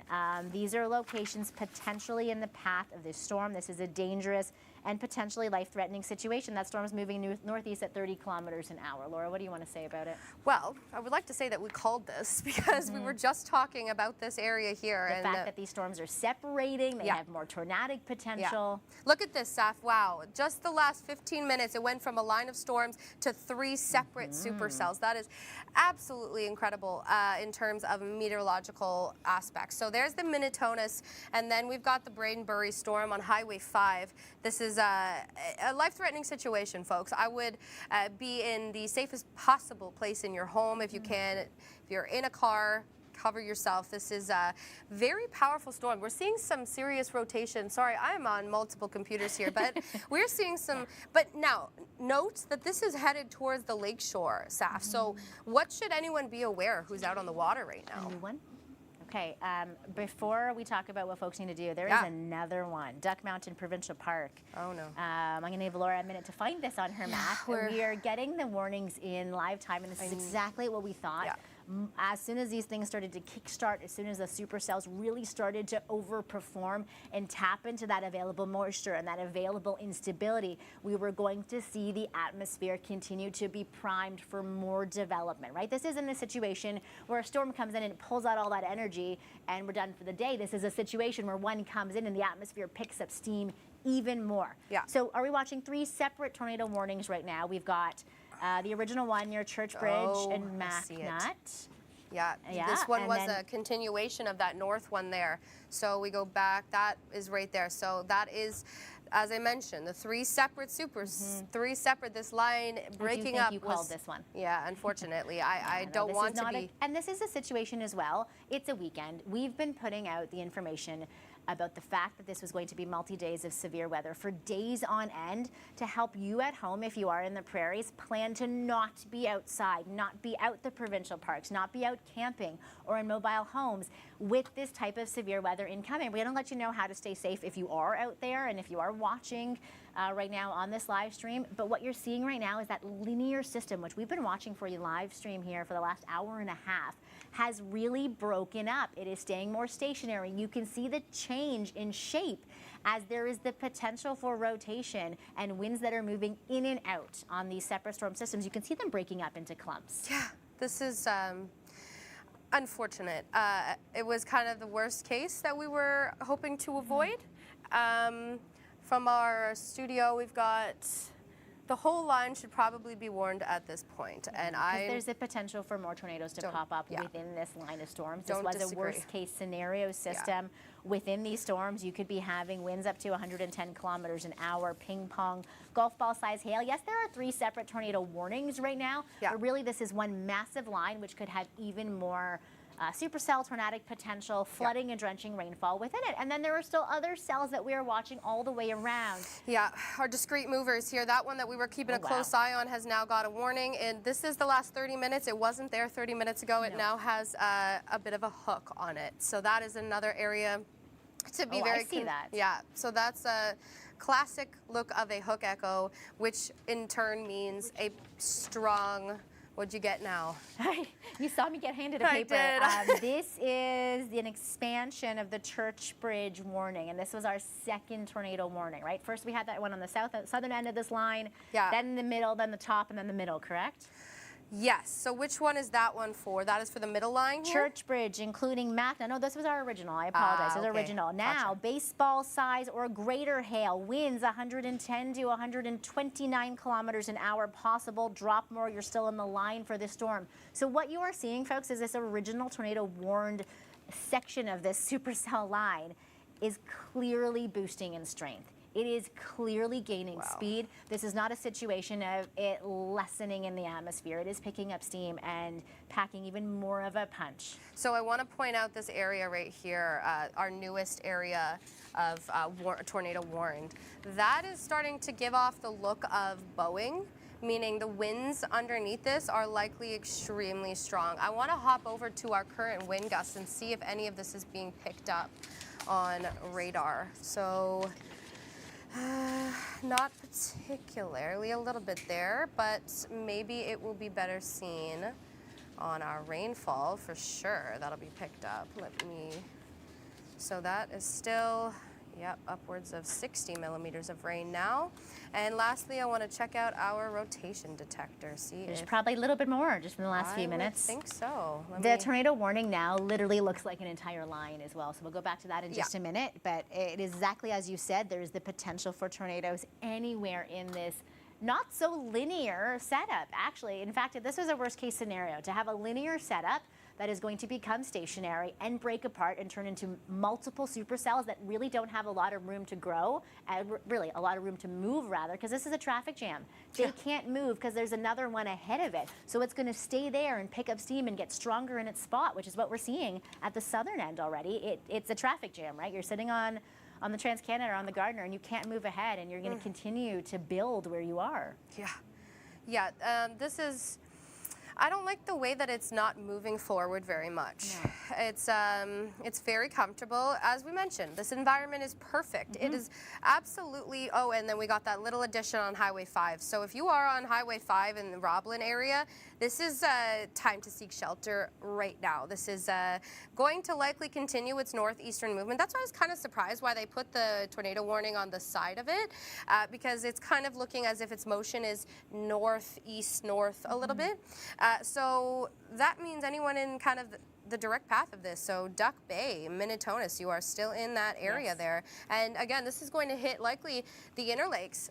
So anyone on Lake Winnipeg, you need to be getting to shore, or if you know anyone that's out boating, make sure that they're aware of what's coming. Yeah, let's talk a little bit about the safety. And folks, you know, we're not issuing these warnings. We're reporting them as issued by Environment Canada. We want you to keep a close eye on the alerts and on the warnings. We're going to try our best to keep you safe here. These warnings can get upgraded very quickly. When you have a tornado watch in place, it means that conditions are favorable for this type of severe weather, which we've been talking about all weekend, right? There are tons of dynamics and ingredients in place, and now this cake is being baked in the oven. Tornado warning means that this type of severe weather is imminent or occurring. Laura just said, wow.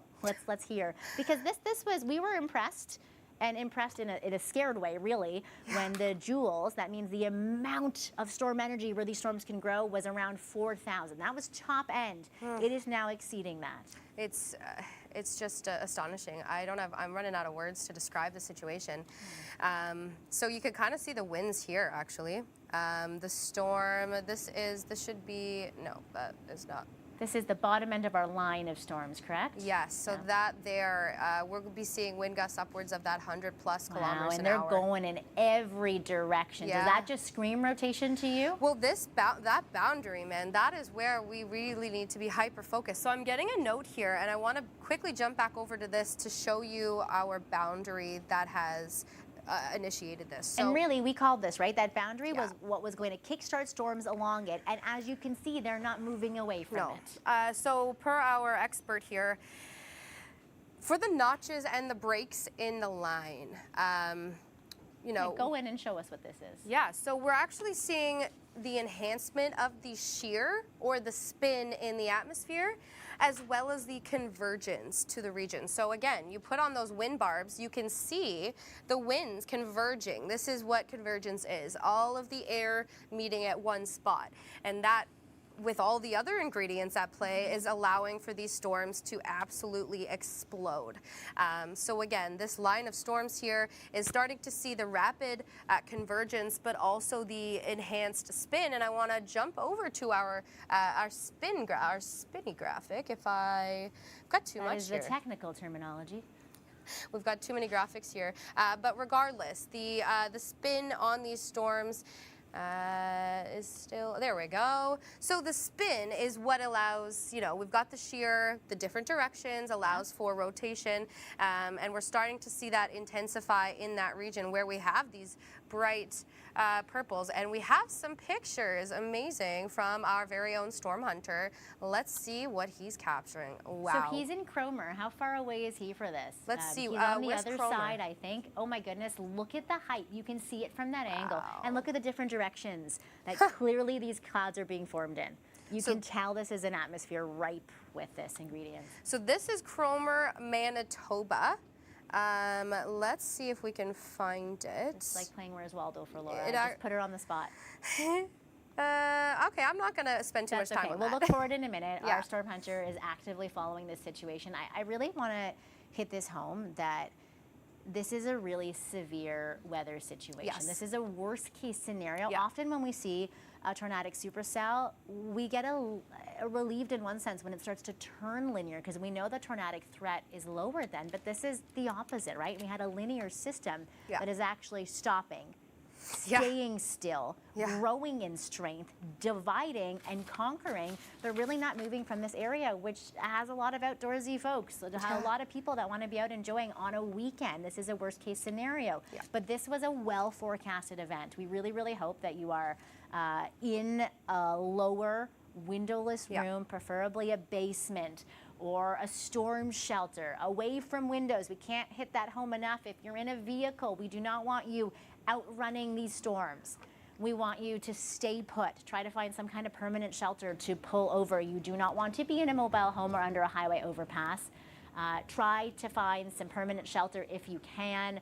Try to have your emergency preparedness kit. We were talking about that a little earlier. Batteries, your flashlights, your documents, your medications, your food, some water. Check in on anybody that you know in the area. Have a backup plan. Can we go through the areas currently under a tornado warning? And preface this with saying, oh, there's Mark and Cromer. Thank you to whoever created that map. No, it's great. Bad timing, but you are multitasking here. I'm trying. I want to preface this by saying, even if I don't read out your location, all regions in that one tornado warned line could be high impact, right?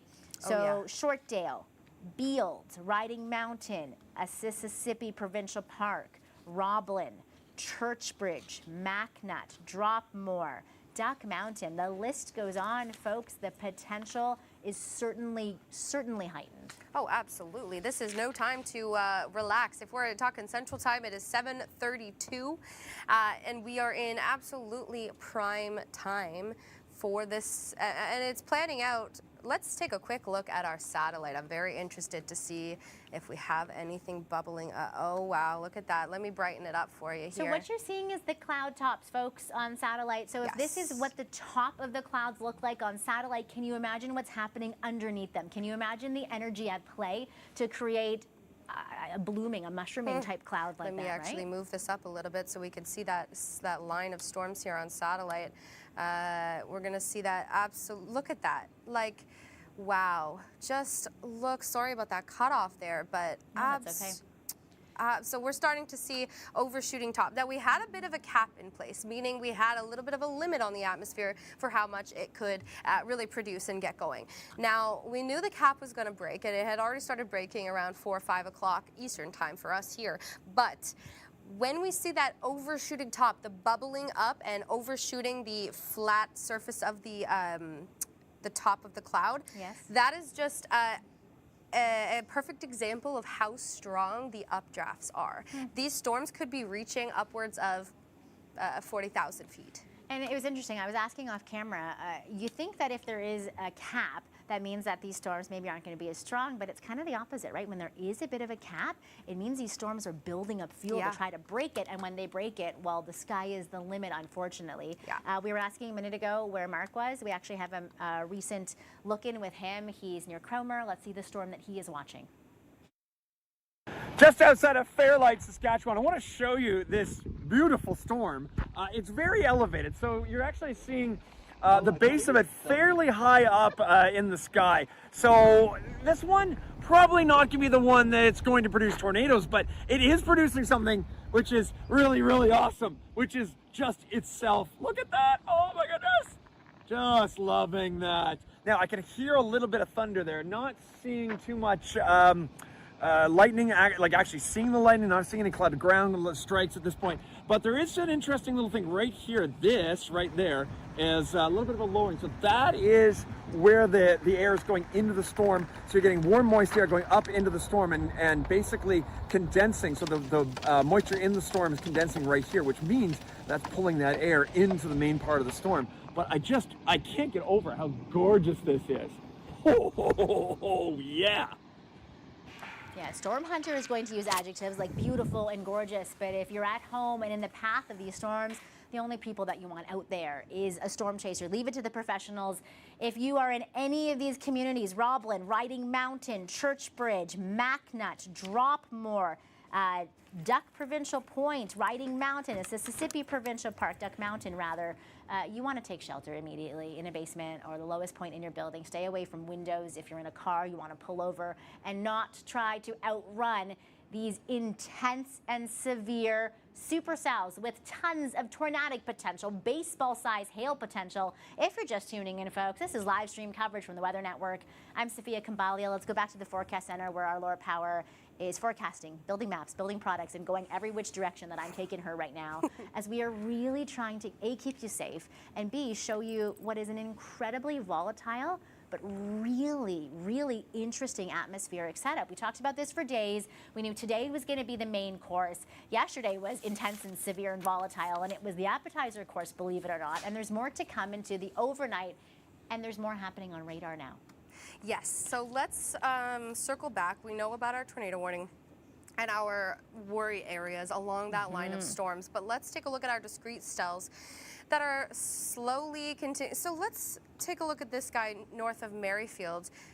Been in that area for quite some time, about to cross Highway 1. So I mentioned Fleming and Elkhorn, Kirkella, Moosomin, you're in for the next round of heavy downpours anytime, basically right now. And this doesn't look like a very nice storm. So I would be in a safe place regardless if you have a tornado warning or not. I think that is the cell that Mark is watching right now. Keep going though, sorry. Okay. I'm going on a limb here, but keep going, sorry. Oh, Cromer, look at that. Cromer, we found it. We think that is the storm that he is watching. Okay. So if something happens with that storm, our Storm Hunter is on it, so you do not have to be, folks. It is interacting with a very strong boundary. I'm reading here. And remember, those boundaries where we talked about earlier, folks, are really important part of this puzzle because they are creating that little bit of forcing, that little bit of a wall where these storms and all this energy are just backing up on and really growing. Let's also take a quick look at this Handsworth cell. It's also been in the same area for quite some time. It's slowly going to move north at about northeast at about 40 kilometers an hour. And again, this cell here still sitting over Highway 1, just beginning to move over Highway 10. Just kind of east of Pilot Butte. So an overview, we've got our tornado warnings, Roblin all the way up towards Duck Bay. And we have a brand new cell, I'm just being told. I'm going to give you a minute to find it while I try to let the folks at home know about this. Regional municipality north of Qu'Appelle, including Fort Qu'Appelle, no, that Edgeley. One.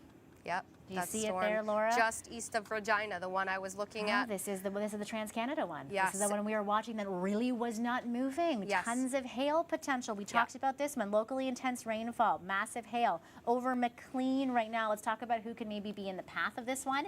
It's important with this one as well. They're all pretty slow moving, folks. Look at this. That tornado watch area is really filling in now as a tornado warned area. But this Regina cell, that original Regina cell, is important because it's really not moving fast. So any of the communities in the path of this could really be dealing with this severe weather for a longer period of time. Let's play through, let me stop that there. It really changes shape too. Yes, these storms are most definitely changing based on what they're getting. If they're getting very strong inflow, they are going to start to look like a perfect supercell, getting that out, the hook echo kind of sort of situation here. In terms of who's going to see this, Cupar or Cupper, I'm so sorry. You're going to see this storm shortly, as well as Lipton within the next 15 minutes or so is going to be headed your way. But as we know, it's not moving the fastest. No. It's still sitting over Highway 10 here, just east of Zenner. So And we're talking about an extreme impact level, very high confidence all throughout the prairies about a very extreme impact level. And this gets folks at home thinking, could we see an EF5 tornado here today, Laura? These are questions that you're sending us here at home. A reminder, you have a direct line with our crews here. If you want to ask Laura and I a question, our crews are here fielding them as well. What do you think? The dynamics are really ripe. We won't know, right? We won't really know until the crews go out and assess for damage. Yes. But do you think it's possible? I don't. EF5 would be an extremely large feat to achieve in such a volatile environment. Now, EF2 or greater, that I will not rule out? No, I won't. Okay. But EF5 would be, I don't think, we had the Enderlin tornado in, I believe, South Dakota last year, just sneaking into that EF4, EF5 criteria, but we haven't seen that big of a tornado in an extremely long time. So I would say we're not going to be seeing an EF5. But that doesn't mean that you drop your guard into the overnight period, where if we do have clusters of storms, we could have hurricane force winds. Like we're talking winds upwards of 120 kilometers an hour. So just because the rating isn't there, and these ratings, this is a great question because the ratings are based on lots of things, right? They're based on how much damage, how far debris gets thrown, what type of structures and debris gets damaged. Let's pull up a graphic for this. Great idea. Let's do a little bit of teaching here because we were talking earlier about the different types of cells. I think it's important for you guys to know at home as well how these ratings work. While we're doing that, while Laura is pulling that up, a quick look at this large area where we did have a linear storm system that broke apart into multiple supercells. Tornado warnings here. Here's the enhanced Fujita scale. You have some questions at home about some of these ratings. Go ahead, Laura.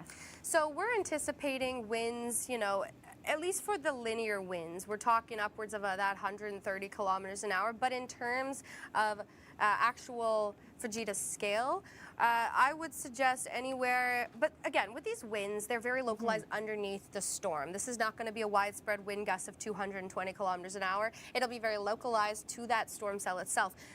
So again, if we do get up to that EF2 potential, we're looking at 180 to 220 kilometers an hour. Unbelievable. It is. So even an EF1 or even 2, folks, is really packing a punch. We hope we do not see anything close to an EF5, right? That would be an incredible damage. Yeah. Actually, let's talk a little bit about winds. Another question from home is about the type of damaging wind speeds in these storms. And I think how we should answer this one is about the different types of wind hazards depending on the region you're in. So earlier we were talking about some of the northern, more linear storms having a wind threat, less of a hail threat, discrete storms having more of a tornadic potential, and the overnight clusters of storms having intense, sustained winds. What do you want to say about the damaging wind speeds in these storms? Because we're talking upwards of 100 kilometers an hour likely.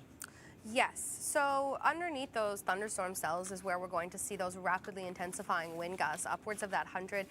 EC's warnings have, I'm assuming, upwards of that 110. We just got 129 kilometers in that increased confidence, increased impact level of the bottom end of that linear tornado warning. Okay. So up to 129 kilometers an hour. That's extremely... And that's that tornado warned storm that was really starting to set up shop and strengthen.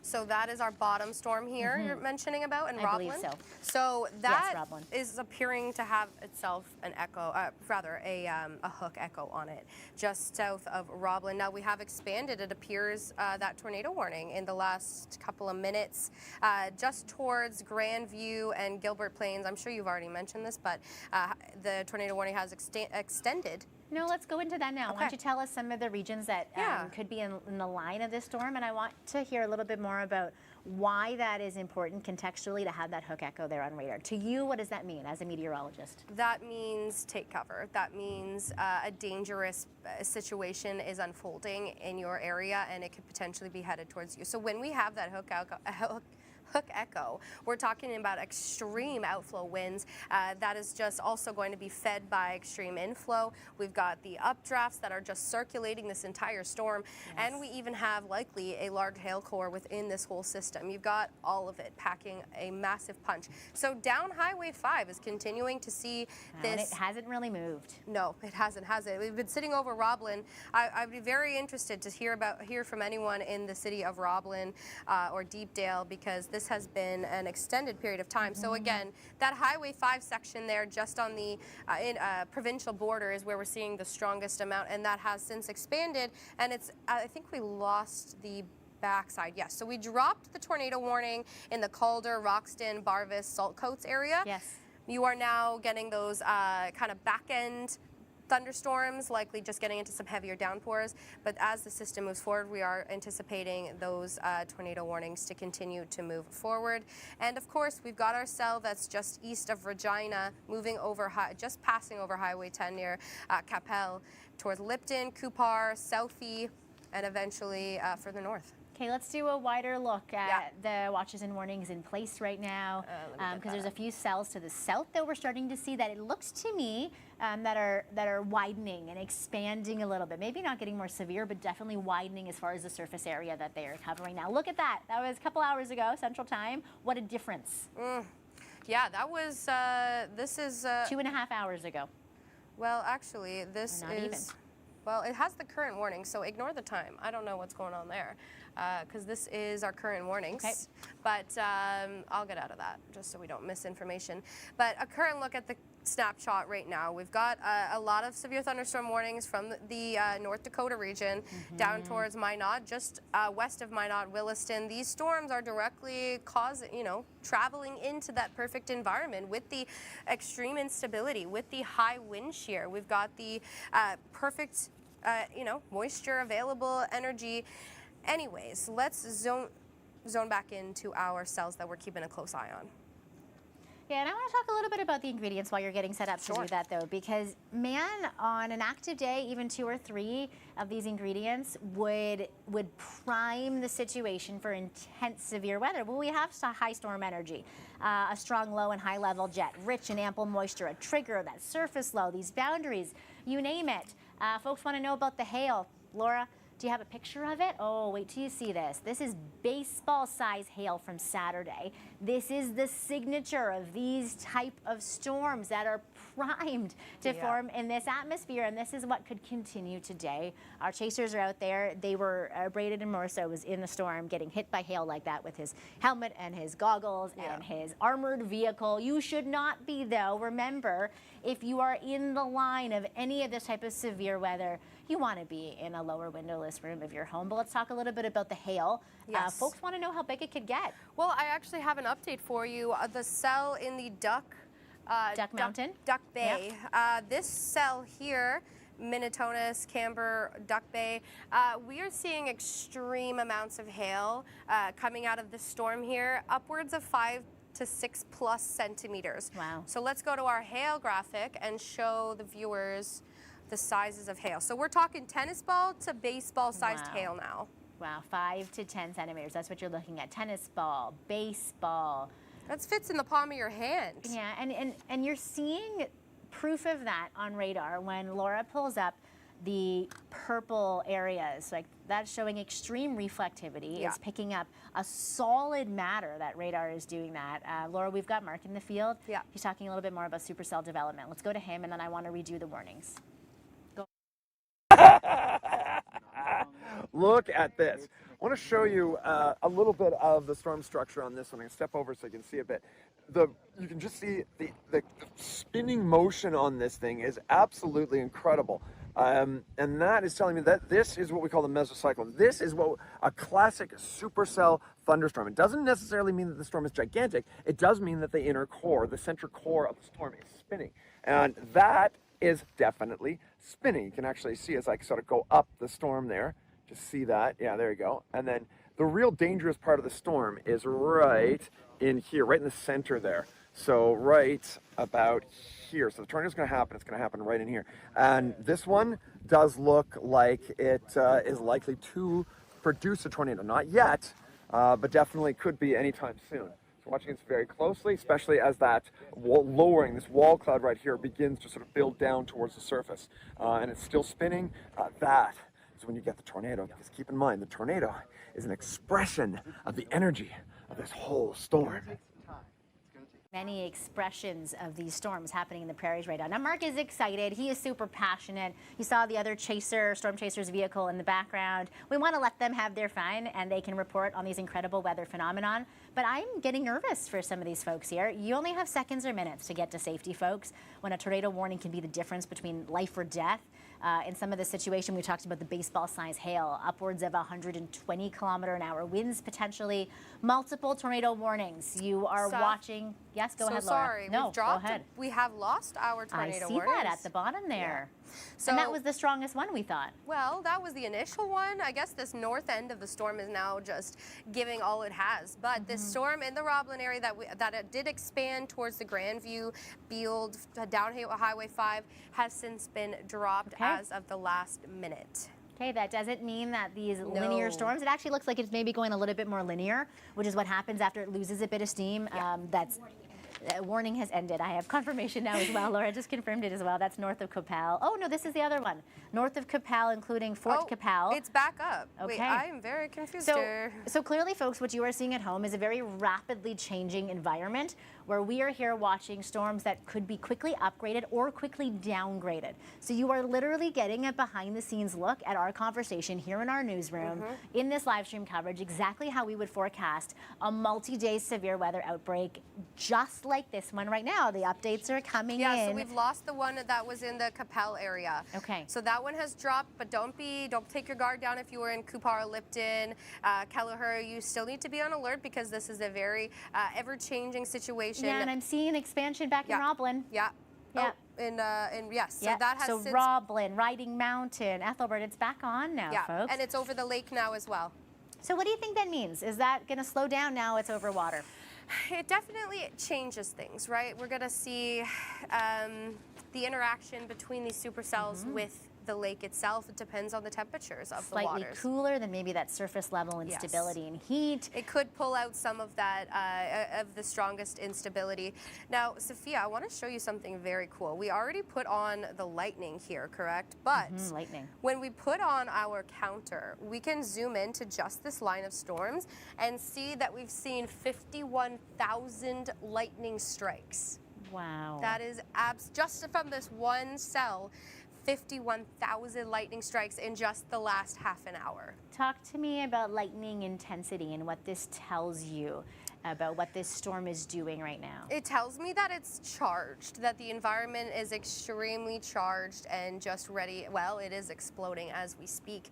You can expect the frequent cloud to cloud. So we have different types of lightning. We've got cloud to cloud. That's the interaction between the storm cells in the higher elevations, or rather in the storm cells themselves. But when we get the cloud to ground, that is where you need to be concerned. And with that amount of lightning, it is important to stay away from this. Stay inside. If you're in your vehicle and you get hit by lightning, don't get out.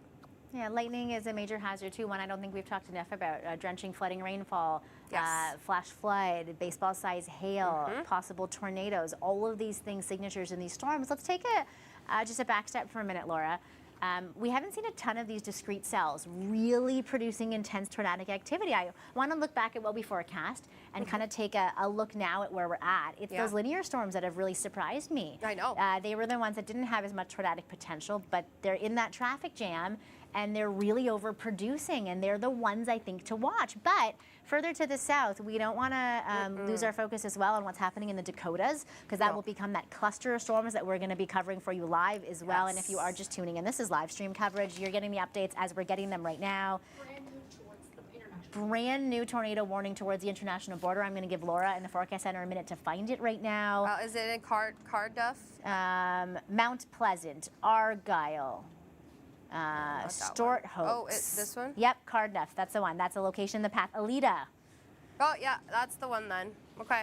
Okay, so talk to me about what you see on this one. High confidence, 40 kilometers an hour. It is moving, locally intense rainfall. Again, these signatures possibly producing a tornado. You want to seek shelter if you're in any of these regions. So that one came out of pretty much nowhere. We were keeping a close eye on this storm here that moved from Redvers to the Fleming through Kirkella, that cell. But then just behind it, out of nowhere, these storms are just entering again. We're going to keep saying the same. Oh, there is the warning itself now. So maybe a little less discreet and maybe a little bit more training storms. Can we talk about that? Because to my maybe not expert eyes here, it looks like really there's some back building happening in some of these storms. They are filling in the boundary, Saf. They are riding along this perfectly positioned lower level boundary. Yes. It's actually a shortwave trough that helped trigger all of this, but the boundary that's sitting there is just helping to feed the back end of these storms and allowing a lot of the fill in, as you mentioned. So yeah, I bet we could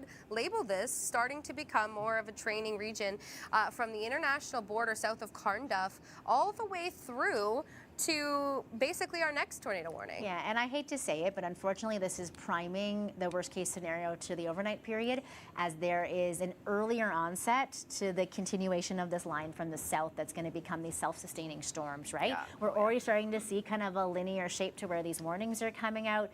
Boundary on any given day, folks, does not create tornadoes, but when you have a boundary in an atmosphere that has intense high storm energy, a strong lower and upper level jet to really make these clouds grow, ample moisture, all you need is a tiny trigger.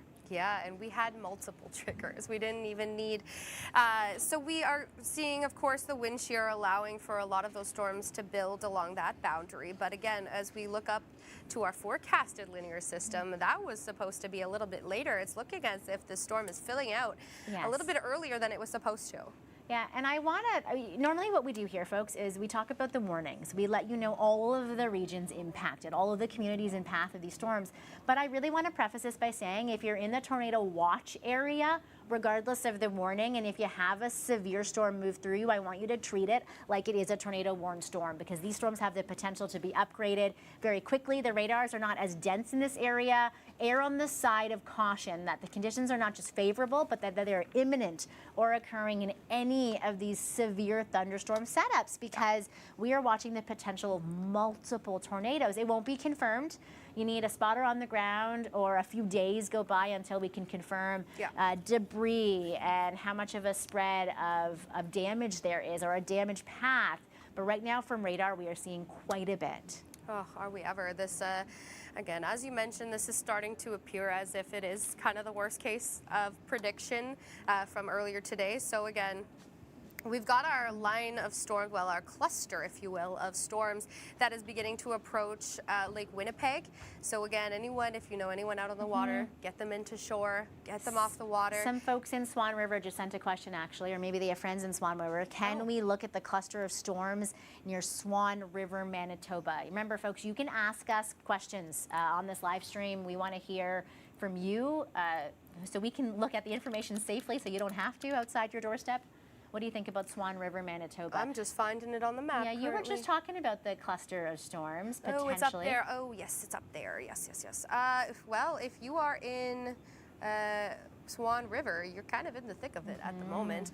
You're going to be on the backside of this storm, though. The best viewing, although you shouldn't be trying, but if your curiosity gets the best of you, the front of the thunderstorm, or the tornadic cell, is where we're going to see that shelf cloud. And I want to mention that sunset in the city of Dauphin isn't until 9:52. Wow, so there's still more daytime heating at play. A lot of time left. So this is, we still got quite a bit of time left to get through all of this. So let me jump back over to our radar here. You know who is out there watching is our storm chasers, and then not just our in-house storm chasers, but storm chasers actually from all over the world, from all over the continent. I want to talk about this for a minute, because many were calling this, the professionals were calling this Super Bowl of storm chasing. This is the type of event that brings chasers from all over the world, that rivals Tornado Alley.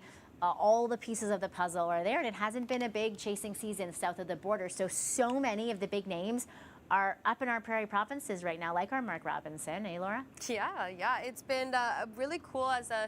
I'm very passionate about this, and to see my idols like Reed Timmer and Matthew Capucci and Brandon Kopic from Fox Weather, all of these big names cross the border. Not only is it really cool for them to be in our backyard, but it also shows how intense this weather is. When the SPC or the Prediction Center is putting out risks like this, or a wind outlook like this for our massive system later tonight, That's what causes concern.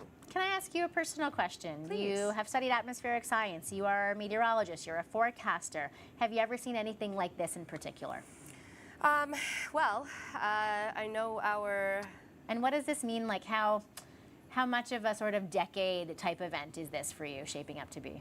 I'd say one in a decade for me. I did see a tornado outbreak in Sask. I covered it live here from the studios.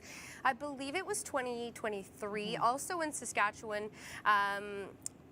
But this, I think, takes the cake. We didn't have these dynamics set up like we do now. It was more of a tornadic outbreak where we had different of those discrete cells.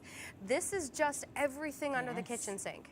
And anywhere could just pop up Yeah. with this type of severe weather. It's, as some were saying, kind of a textbook case of the perfect or worst case scenario for this type of setup. Okay, let's go back into the warnings. I want to give folks, if they're just tuning in, a look at where the watch is. That's where conditions are favorable for this type of severe weather to occur. We knew there was a boundary right in the middle of that watch area where tornadoes could pop up around, and boy, are they starting to do that. Warnings in the magenta area.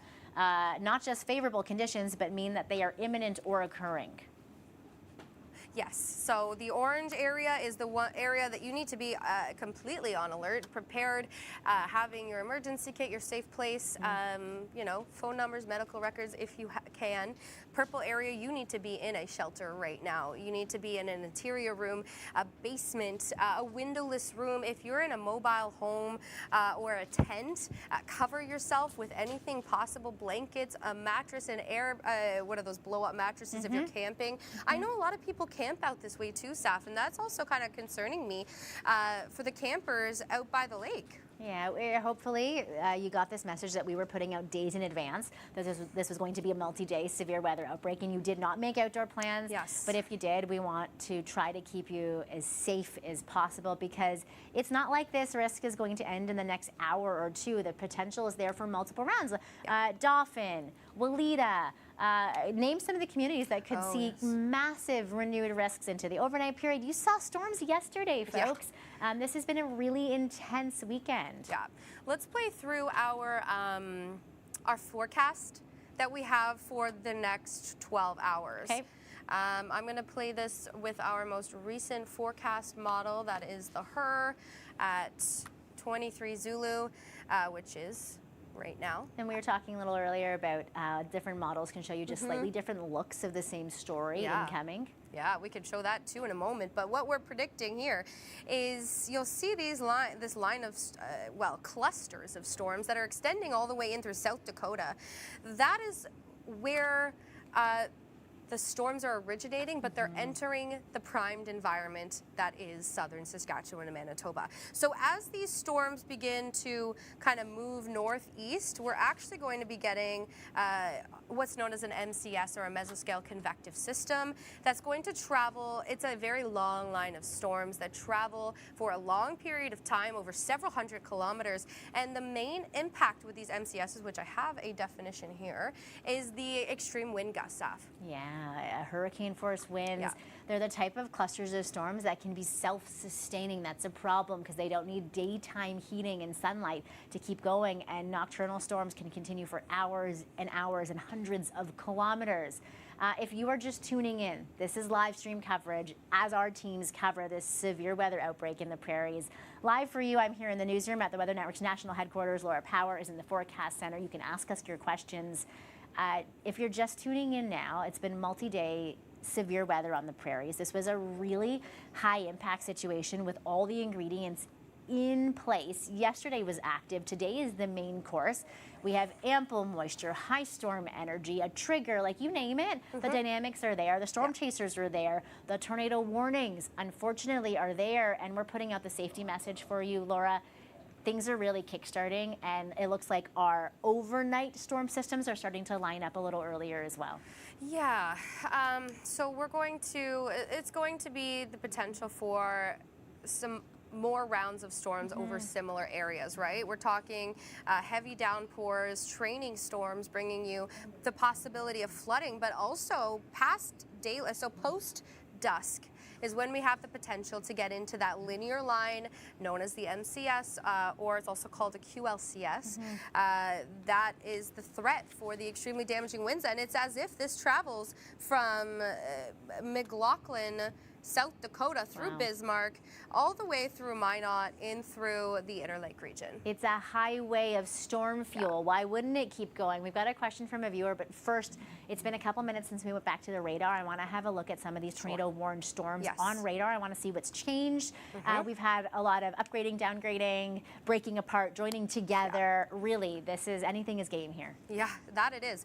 We saw these storms begin to cluster. They lined out, they became clustering, they broke apart, and they each got individual tornado warnings. Now, our largest area of concern is this cell that's about to cross in through Duck Bay across the lake. That is the biggest area for cause for concern, as we've got some serious hail coming out of that cell itself. But we've got our new motor area here down in Carnduff, just south of Redvers. Now, Redvers, you've already seen one or two storms already, so this is just going to be adding on to that continued threat.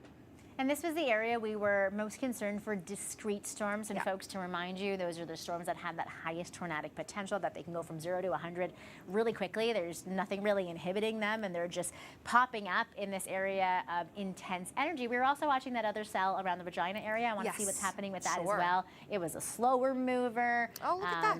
It's disintegrated. It's lost a lot of its oomph, if you will. Yeah, well, that's good news. So Coupar, Lipton, you might be okay, but just, again, let's keep our guard up and active because things are changing on a dime, as we've seen. Now, this guy here in Kipling Station, Peebles, it's an interesting name for a town, is about to cross over, I believe this is Highway 1. Yes, we're about to see this storm here. Now, the severe thunderstorm warning has been continued for Broadview to Grenfell across the Trans-Canada.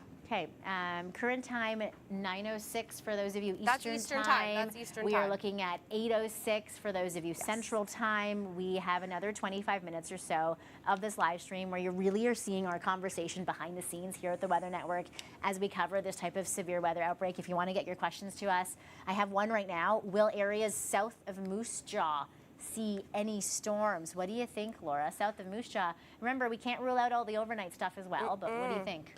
I'm trying to find it. There we go. So that's similar to Regina. You're kind of on the cusp of the active weather. Now, we actually had an interesting thing over Alberta today, had a funnel cloud risk because of these stacked low pressure systems. So that created, we've got the cold air aloft, we've got it mixing down to the surface.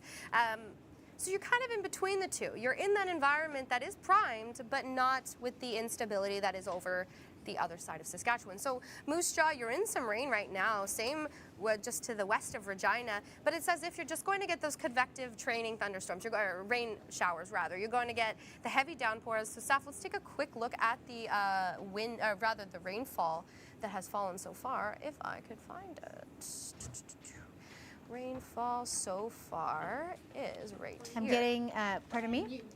Brand new warning in for you folks in Mount Pleasant, Reciprocity, Fertile.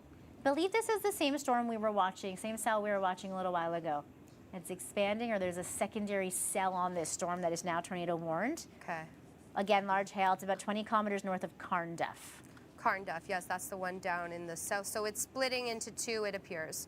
So we've got that storm kind of following in behind it, so that an original tornado warning north of Cardiff and Alita has got a cell that's just scooping up right behind it, following kind of maximizing on its energy, on its instability of that storm and this linear region of triggering. And we talked about that boundary being that trigger, and these storms on the positive side here are moving a little quicker, so they're not as stationary. But what I don't like is the fact that as soon as they come up from the international border, they're almost guaranteed to be supercell potential because they're literally coming into this pathway that has been primed by these other previous storms. Yeah, they're not really, they're carving the way. They are, it's unfortunate, and I just quickly want to see how much rain has fallen. I'm going to take... I do believe there is another warning as well. Have a look south of Weyburn. I'm seeing it on my map here. Yep, that one just got it. So I had a feeling that guy north of Mydale, just about to cross Griffin, that is now tornado warned. Okay, yes. we'll head back to your screen now, Laura. That was the one. And I want to talk about the fact that a minute ago when we saw this cell, I was thinking that's a ton of purple. Yep. That means that's a ton of reflectivity. That means that's a potential debris that radar is picking up, or in really intense hail. It makes sense why this one was tornado warned. Why? How is a storm tornado warned, right? Yeah. We either have a spotter on the ground that confirms that they see a tornado, or we have detection on radar, seeing the signatures of tornadic development on radar, right? Otherwise, this whole area that isn't as dense with radars has the potential for some of these storms to form tornadic development. The conditions are ripe. What do you have there, Laura? I look like you got a paper to read for me too. I do. I wanted to read the highways because it's not showing up on my map. So just for the Weyburn and eastward, we've got Highway 13 going through Stoughton, Forget, Arcola, Carlisle, regions that had the active weather yesterday. So these, those towns. Rinse and repeat. Yeah, pretty much. Unfortunately, right? As many of you still may be dealing with damage and flooding and effects from just less than 24 hours ago. And these cells in the south, this is what we were talking about before with that rapid development potential, these discrete cells that have that highest tornadic potential, more hail potential as well, because that hail core, that frozen precipitation, can spend more time, have more residence in that storm system. To the north, we had more of a linear setup, right? Maybe a little bit less hail potential, but then we saw those storms breaking up. It's almost become discrete cells. That one is looking as if, in Duck Bay, as if it's got some serious outflow on it. Which one are you most concerned for and why? I would say the one that's about to cross over Lake Winnipeg is really, because it's just been going for the last, I don't know, half an hour to an hour. And if we go back, like, it hasn't lost any sort of intensity. It has a very intense hail core. It's not losing any kind of parameters. Yeah, I'm worried that this tornado watch area is going to soon be replaced with a tornado warned area. The magenta on the screen is growing quite a bit. And we talked a lot about the ingredients in place, folks. You want to count this? High storm energy, one. Ample instability, strong winds aloft, strong low-level jet, ample moisture, a trigger, a surface low, a boundary. Have we lost count? That was 8. I got 8. On a intense active weather day, you need 2 or 3 of those things to have severe storms. Right now, this is an absolute perfect storm dynamics for severe and dangerous weather. And tornado warnings are super important, right? You might only have seconds or minutes to get to safety. This warning and listening to this and heeding this safety message could be the difference between life and death for many. But for our storm chasers, this is an incredible event, a once-in-a-lifetime type of storm chasing event. Many are calling it the Super Bowl of storm chasing. I want to head to Mark Robinson if we have him up there. I think he was talking a little bit about storm development. If the control room has Mark Robinson ready to go. Okay, it's time for a little bit of a storm structure lesson. This is what we call a classic supercell. This is your inflow area right here, moving up into the mesocyclone, which is right here. There's your core. Tornado's gonna happen. It's gonna happen right here. That is the wall cloud. I'm gonna zoom up on that right there. Take a look at that. Just absolutely incredible. You can hear the thunder going. Now I want to take you a little bit over to the right. This is what we call the vault. Right there, so you can actually see this is the main mesocyclone here, and you've just got a little bit of a blank area right in here, and that is the fault. You just look straight up, and you can actually see the striations around there. Absolutely incredible. This is just what we call an absolutely classic supercell thunderstorm on the Great Plains, the Prairies. Excuse me, I've got to say the Canadian way. Yeah, I'm just a little bit stunned. It's almost hard for me to speak. This is so absolutely incredible. Stunned, terrified. I might have some different emotions and adjectives to play in there. I want to go back to this intense squall line, these clusters of discrete storms. What are we going to call this area from Environment Canada? More additional observation here that multiple tornadoes, as we mentioned, Laura, are possible along this intense squall line from Cowan to Dropmore. We talked about this, right? The fact that this whole thing should be tornado warned. Just because you see a few hooks here and there doesn't mean that there couldn't be multiple tornadoes within that section. Yeah. Yeah, this storm is, it looks like it's appearing to break down a little bit, Saf, or becoming less linear. Pardon me. So again, we don't want to see that. We want to continue with the least tornadic threat, which would be a linear storm, but these storms are continually you know, motoring and breaking apart. We've got all of the right factors, and these storms in the south are just continuing to build. Do you want to go through a few of these tornado-warned sections and maybe talk about some of the areas that could have this dangerous and severe weather on their doorstep in the next little while? Yes. Folks, and at home, if you have some more questions, we have another 15 minutes or so of our live stream where you are seeing our behind-the-scenes process covering this severe weather. So the tornado-warned storm in the Mydale Griffin area is looking like it's going to hit the town of Fillmore in about 20 minutes. Let's play through the motion here. Again, rapidly developing these supercells. And they're not moving super fast. That's a problem as well. No. Well, let's see. For this guy here, we could say, oh, that was the wrong button. For these guys here, they're going to continue to, so that warned storm in the Carnduff area is going to be in the same areas that are seeing the extensive storms right now. So Alita, Nottingham, Redvers, and Mare once again going to be seeing the next round of tornadic storms. And I really is lining up exactly where Laura drew out that boundary earlier. Do you remember that, folks? That is exactly where that boundary was setting up in the south and into the north, where these storms are just lining up and setting up along. What about locations on this northern end? Yeah, no, these ones are the cause for concern for sure. I'm going to play through, say, this one here as it kind of moves a little bit to the northeast. Now, you'll note there's not really any towns in that warning area there, but this is directly over water. Now, we were mentioning the possibility of gaining or losing dynamics here. What we're predicting is likely is that the cooler lakes will help break down some of these dynamics, but it's too soon to tell. So if you're going to have some intense storms form with higher tornadic potential, at least if they form near the lakes, hopefully they dissipate quickly. Mark thinks he sees something that looks like the start of a formation of a tornado. Let's go back to the field, our storm chaser on the ground. Right now, we've got what's looking getting very, very close to a tornado right in town of Cromer, Manitoba. You can see right, it's kind of obvious where it is. I'm going to zoom it back out a little bit so you can get an idea of the entire structure. You can see right at the center of all of that rotation, right there, right down there, that is what we are watching very, very closely. So when it gets to this point, you're actually watching on the ground for dust swirls. Not seeing dust swirls yet, but it could be any moment. We don't want to see this. If we're going to see this tighten up just a touch more before you potentially see something on the ground, but it's just absolutely in the perfect spot. That is a beautiful, beautiful wall cloud right near the town of, or in the town of Cromer, Manitoba. Just absolutely incredible. I expect this will be tornado warned any moment. Yeah, this is just, I mean, if nothing else, the sheer structure on this is absolutely incredible. Just absolutely amazing. Do we know if Mark is still in Cromer? I believe that was still in Cromer, and I think that's the northern edge of this warning zone in the south there. I would agree. Now on the south side of it, we're seeing a very nice couplet of rotation, according to our behind-the-scenes meteorologist. That purple area there is likely seeing rotation on that as well, whether it's at the surface or not, but it's also likely dropping extreme hail. A couplet of rotation. Tell me more.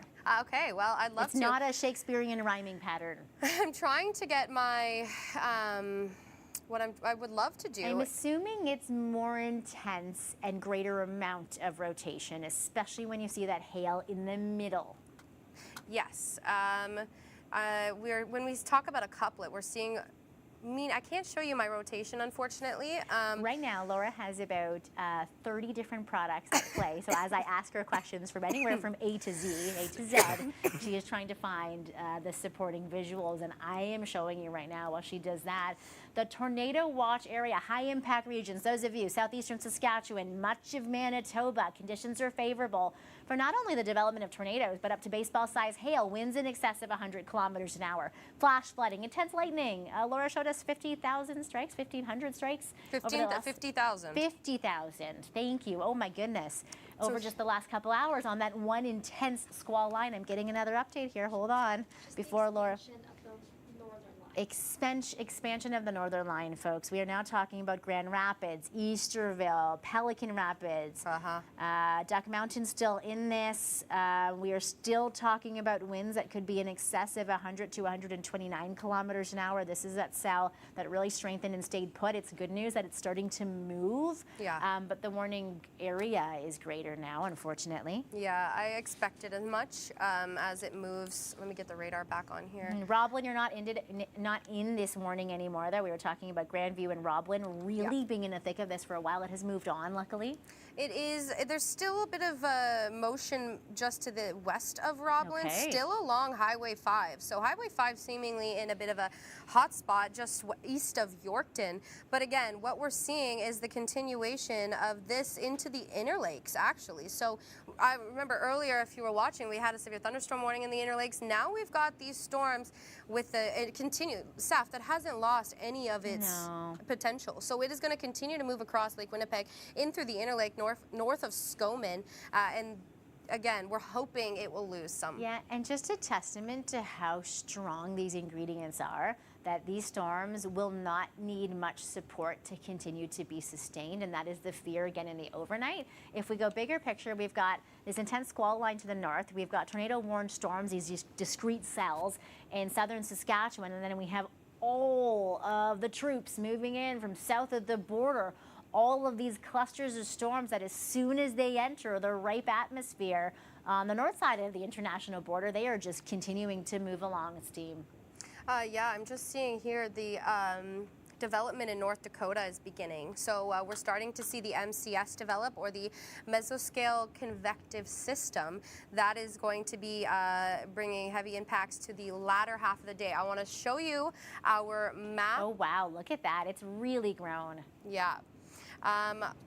For the tornado warning, yes. It has moved all through the Inner Lakes, Grand Rapids. And so what this means, folks, that anywhere in this area, if there are these storms, they have the potential of producing multiple tornadoes. We wouldn't rule it out anywhere in this system, as there's been multiple observations on radar of the potential of tornadic development. What does this mean if you are out and about? Well, we hope you've heard our safety message for days and changed your outdoor plans, but you don't want to be in a mobile home or under a highway overpass. Right, Laura, you want to be in an interior basement room without windows, preferably a storm shelter. What if you're driving? We talked a lot about Highway 5. We talked a lot about the Trans-Canada. You want to pull over. You do not want to outrun a tornado. No, so let's zone into our Highway 5 hotspot here. You don't want to be, so if you're, the standard practice is if your car is hit by lightning, your tires are what are grounding you. You don't want to get out, right? You also, in this kind of activity, don't want to be getting under an overpass. And I was told there's not a lot of overpasses in this area because it's relatively flat. But nonetheless, if you're hiding under things, that creates a wind tunnel, SAF. It creates stronger dynamics underneath this. And although you want to protect your vehicle from the hail, it's not worth your life. No, and for the folks on the prairies, we talked about a lot of flat ground, right? Not a lot of overpasses, but these are farmers' fields that have been drenched by flash flooding, drenching rainfall 2 days in a row now, intense storms, likely storm damage, and then overnight the potential for even more. So there was really like three parts to this puzzle, right? There was the Saturday appetizer course. There's right now, this is the main event, the Sunday dinner course, but this is going to continue for an extended after hours dessert, and this is a bad news bears type situation. Hail, lightning, baseball-size hail. That's really taking the cake here. Yeah, I'm playing around with some products here, but Laura's making things on the fly. We've got this really cool analysis thing here. So these guys here are producing extreme amounts of hail, upwards of 6 to 7 centimeters of hail. That's baseball-sized hail. Same for up here in Bradenbury. The hail alone is a life-threatening hazard here. Let's go to the Weyburn cell. There's been an expansion of that warning as well. It's located near Griffin, moving northeast at 45 kilometers an hour. Also in the warning now, Tecumseh, including Stoughton, Forget, Heward, and Griffin, including Griffin and Froude. And that is for which? That's the Weyburn cell, so it's expanded slightly. Oh, I just got it now. Stoughton. Stoughton. Yeah. So that was where I was reading off this guy here. Where is it? Oh, some of the different road locations. Yeah, so that is Highway 13 that you're seeing that goes through Griffin. Let me find Griffin on here. We've got Carlisle, which had the tornadic activity yesterday. We've got Arcola, Forget. We've got Moose Mountain, Moose Provincial Park. There's a provincial park right there. Wow. And it's a weekend, right? Worst case scenario. We hope that people aren't out and about. Yeah. The storm chasers are out. Many have been flocking in from all across the continent for what they're calling the Super Bowl of storm chasing, but you want to leave it to them. We had our Braden Morisseau out yesterday in his helmet and his goggles and his armored vehicle. But what if you're in Fillmore? How long till this storm gets to you? What time is it now? You've got about 20 minutes to get to safety, get to your basement, get, an emergency kit with you. Get some blankets to cover yourself, pillows. The best case would be a mattress over you to protect yourself from flying debris, because windows, they don't stop debris. This is a worst case scenario. Best case scenario for a lot of chasers. We have now multiple tornado warned storms to the south, these discrete cells that we are worried about having the highest tornadic potential. We have this intense squall line towards the north. I'm being handed a new update. Expansion of the cell towards the south. Okay, so this is the cell that's right at the border between Saskatchewan and Manitoba, an expansion of this one now. This is what we called a minute ago, Laura. Yeah. That the minute these storms push in from the international border, it's ripe for the taking there. Yeah. Antler, including Redvers, Reciprocity, Mount Pleasant, including Carnduff is still in there as well. What does this mean when we have an expansion of a warning? That means that these storms are potentially strengthening, correct? Yeah, absolutely. The continuation means there's enough confidence that it's continuing straight. I want to find this road here because between Carlisle and Redvers is this Highway 2 here. You're about to see, the warning just continued for you, but you're about to see that rotation. So I've got the rotation on here. You can see it on both the cells there, north of Mydale. There could be multiple tornadoes here as well. Yeah, I mean, if you're anywhere along Highway 2, you just look to your left or your right, but best to get into safety. Yeah, you do not want to outrun this, as we mentioned a moment ago too. And folks, you have about 4 minutes left of this live stream before we take a break in our live coverage. If you want to ask Laura and I or our teams here at the Weather Network's national headquarters any questions, we are wall-to-wall coverage in this live stream right now on all of our platforms for this multi-day severe weather outbreak. Multiple tornado warned storms. We've got another question in. You heard me. Thank you very much. Could this be a tornado outbreak like we typically, an outbreak, we're going to fix the spelling mistake in that, like we typically see in the U.S. Midwest? That's a great question.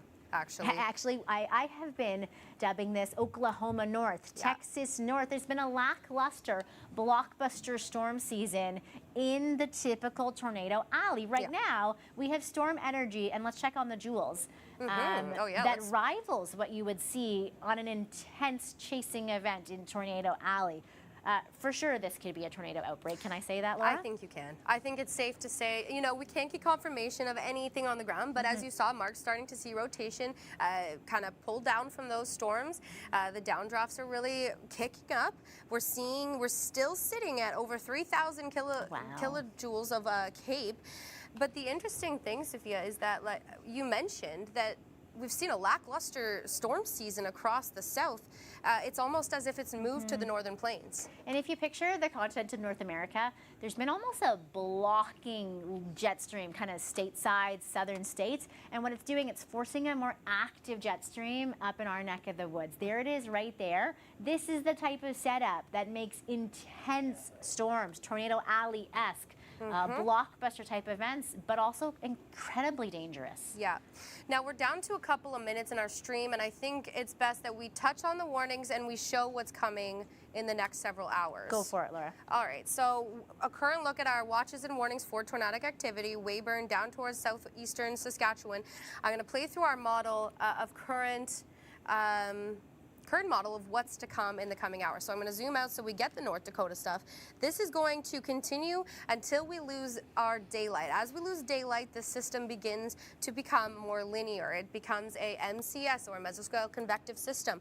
This is when we start to see the threat shift from tornadic activity to damaging and threatening wind gusts. This is upward hurricane force wind gusts. This is going to continue through the overnight, and the problem with these systems is they span hundreds of kilometers and can travel hundreds of kilometers. And they're really self-sustaining, right? So you don't Yes. need daytime heating and sunlight energy anymore. These become self-sustaining systems with sustained winds that, as Laura said, can travel hundreds of kilometers. So this is part two. This is what's incoming. Many of you high-impact areas that have potentially already seen tornadic supercells twice this weekend could now see this next threat. We're starting to lose daytime heating now, Central Time. These storms are already popping up from the Dakotas, and this is the round two for the overnight for you. Much more stable atmosphere for Monday, but first we got to get there. Yes, Monday is going to be a beautiful day. Your heat is gone. Your humidity is gone. It's a perfect environment. But first, we've got to get through the active end of today, of this weekend. So it's important to note that things are going to continue to materialize through the overnight. We're seeing the fact that tornado warnings are still in place. We're going to continue with live updates throughout the coming hours, Sophia. But this is turning out to be a relatively worst case. Okay, thanks for joining us for this live stream. I want to let you know about some of the areas in the north and in the southeastern portion of Saskatchewan still under a tornado warning. Large area still favorable for the development of this type of severe weather in that orange hatched area of tornado watch. Stay safe out there, folks, and stay with us for more coverage on all of our platforms.